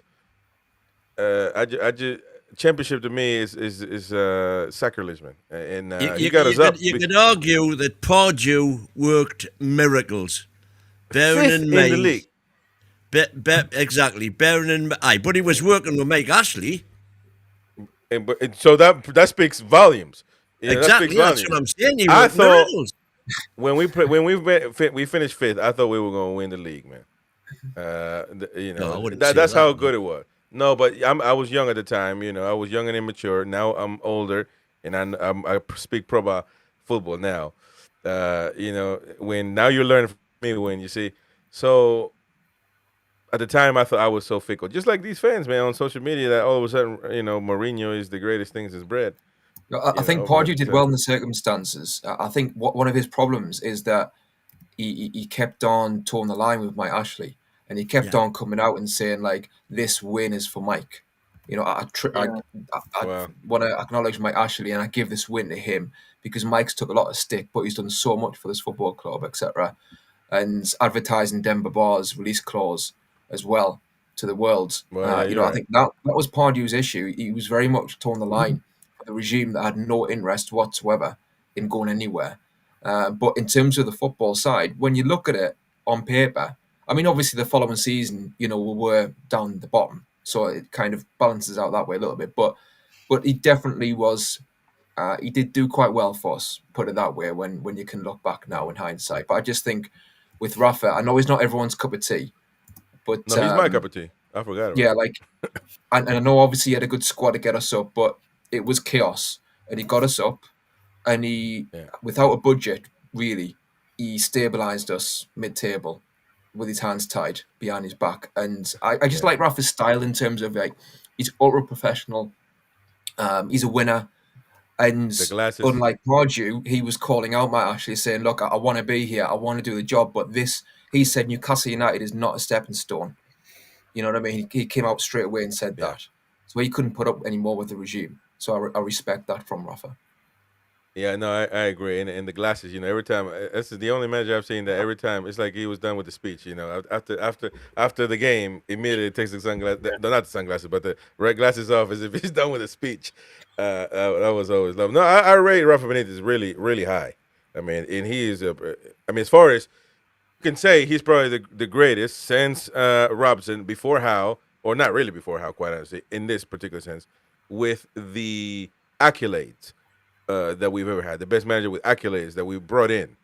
Managing Real Madrid, winning Champions League with Liverpool, that stuff. But obviously he didn't win. So, but with accolades that we brought in, he's got to be after Robson, maybe even before Robson, because, as far as accolades is concerned, that Win is losing his mind there. But it is what it is. Eddie Howe came from Bournemouth. Win.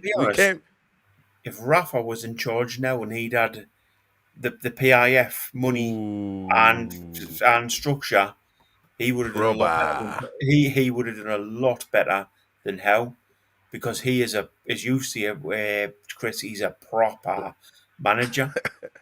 Well, we wouldn't know, I'm trying to be a happy clapper / we don't know yet.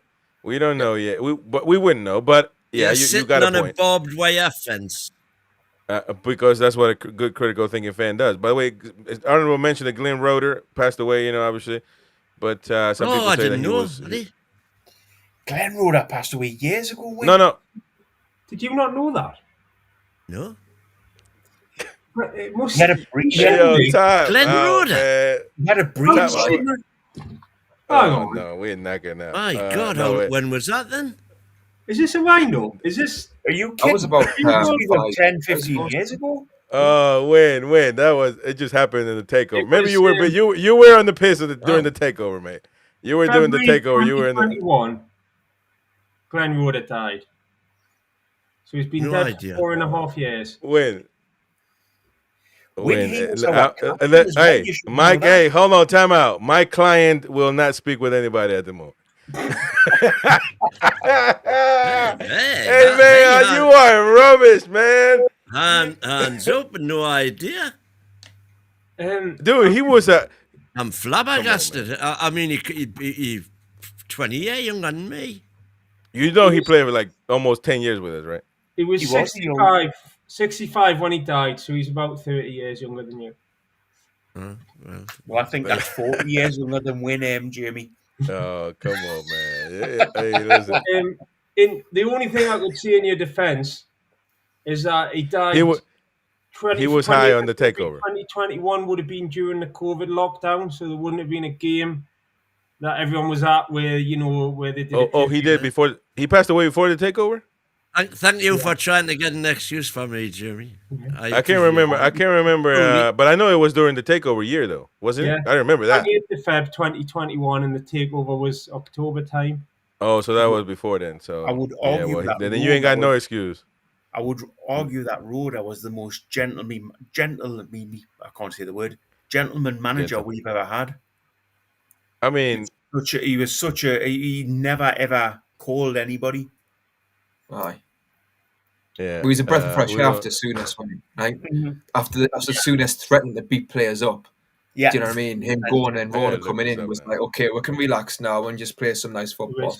He was always so calm and collected, wasn't he? And I'll tell you a story. I was at the Sunderland game when we won 4-1 at the Stadium of Light on Easter Monday when he was manager. And after the game, the Newcastle fans got held back, and all the Markhams went scurrying back to their little holes. And it was about David, we're not going to tell half an hour, and then Glenn Roeder came out. He came out the side of the pitch and just started going like that, like really losing it a bit. And for someone who was so cool, it was just a great moment. The way end just went up. Didn't matter. We're quite happy being held back for half an hour that day. Yeah, that proves that we're wangers. Hey, Win. I just can't. No, like seriously, man. That was uncalled for. But he just played for us, you know, for like I'm pretty sure close to 10 years, if I'm not mistaken. Because I do my research on him. You know, so I think it's a shame. But all right, we shall move on then, shall we? Can't we? You know, I think it is a shame, and I'm just a bit Win. But no, actually, it surprises me because he is a known figure at Newcastle, man. Mm-hmm. So. Really, how could you not? Because it will come up at some point in any conversation. In 4.5 years, like, you know. You want to send a. Win was too busy playing 5s and 3s at Domino's. He was in Chinatown. He might have died on a Sunday. Oh man, unbelievable. God bless him. Man. But you want to send any apologies to the family? Yeah. Absolutely, yeah. Like I said, I was totally unaware of it. So, you know, hands up, guilty as charged. Oh man, this dude is a joke, man. Anyway, we rest in peace, we've sold Alexander Isak, don't you? Taking a piss now. Taking a piss. Come on, man. Maybe that's why he's standing up for us so much this season. He doesn't realize what position we're in. It's knackered, man. Oh, they're coming at you. Win. You gotta do some soul searching after this. You gotta do some soul searching after this, man. We're gonna save you though. By the way, interesting from what Tim said earlier on about managers being strict or having a little, you know, personality. Interesting of what this clip right here. Oh, Bobby Robson. Let's take a listen. Not of him, but if you was late at Newcastle, you had to wait, deal hold with on, Shearer screaming at you. Bobby Robson, he really hated. If you was late at Newcastle, you had to deal with Shearer screaming at you. Bobby Robson, he really hated it to the point where he charged you £3,000 instant fine and then like £1,000 a minute. If you heard that number, you ain't been late, are you? The minimum I remember was £500 per every minute that you're late. Once that money left your account, you weren't late again. If you was late at Newcastle, Jermaine Jenas on. Being late, I don't think that happens anymore. I mean, well, you probably find out about it. Players late, I don't think that happens anymore, does it? Yeah, but absolutely. Man, well, you sometimes get viral things where a club's fines list will make it onto the internet, and late is always up there. Late, having your phone in team meetings. Well, they've got that wheel of shame, haven't they? In the in Newcastle. In the training ground, there's like a fairground spinny wheel, man, and there's various categories of punishment in there. Are you getting a training ground mixed up with a Hopman's? No, come on, Win, let it go, man. No, it's not your day today. It's not your day, man. It's not your day. But Jermaine, 3,000, and on top of that, 1,000 every minute you're late. Lord have mercy. Is that what he said? That's what he said, isn't it? Man. If I got paid that amount of money, though. The kind of wages then where... I don't think, at the time, I was trying to think that when I heard of that, at the time, surely they weren't getting paid what they're getting paid now. So, with Alan Shearer. Yeah. I mean, with Jermaine Jenas, though, he's later in the years, though. But surely they weren't. How much is Jermaine Jenas getting paid? How much? Like 20K? That's still a lot of money, though. Maybe, yeah. It's... To 20, 30K. I mean, you know, but you lose. I mean, that's insane. That people, I would never be late if I was a footballer, man. Trust me, never be late. We'll see. And then tomorrow, what happens with Sandro Tonali, if he plays or not. Remember, we're going to be live an hour before kickoff with the live match coverage of Newcastle Benfica at St. James's Park, and the instant match reaction afterwards, of course. So join us. We'll be live, and if we lose, I'm just being a bedwetter now for a second. If we lose tomorrow, we still got hope, right? If If we lose tomorrow, it's a bad result. It's a bad result. It's an uphill battle from there. Because we still got to go to Marseille. We still got what else we got? We go Athletic Bilbao, boy. Chris, I can answer the question if we lose tomorrow from everybody. If we lose tomorrow, we are knackered. No. Benfica are our bogey team. The players were poor. Other teams were more than more. Injuries, PIF. Injuries. A good point is not have about to be patient. I won't go on, but I like this, man. Erwin, you know you're knackered if we lose tomorrow. I think that's what you're trying to do, and that's why you don't want to show up to the reaction. Who you haven't been done back to back, by the way, back to back games. So I don't think you want to face the music. That's the problem. But we'll be back though. We'll be back. You know, we don't hide. Man. Yeah, he's waiting. That's what I'm doing tomorrow night. I'm determined to know. I'm even more determined to know. Hey, did you know that Wayne Davis passed away? That's true, by the way. This year or last year, wasn't it? Of course, I knew that. You know. Yeah. Did a bit to him in the show. Oh, okay, that's cool, man. My first hero. Yeah. By the way, Princess Diana died. Yeah. The list goes on. The list goes on and on. Let's not go down that rabbit hole. The list goes on and on and on. Listen, thank you to all the super chatters here. I mean, Warren, you've been absolutely amazing all night. Thank you very much. Also, Steve Bunce, welcome. Sadly, we can't show all of your. Some of them we can. By the way, folks, if you are a Magpies Assemble member, the first tier, I suggest you upgrade to NTTV Plus.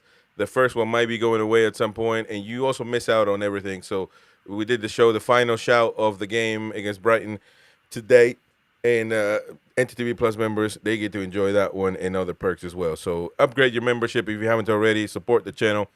And thank you very much, Steve Bunce, for upgrading. Thank you, Warren Denon, Paul MOMO. Let me see new faces here. Also, Dark Side of the Moon for super chatting on YouTube, as well as Paul again, Warren multiple times, Queen of Heart, Paul multiple times, Niall as well. Thank you very much.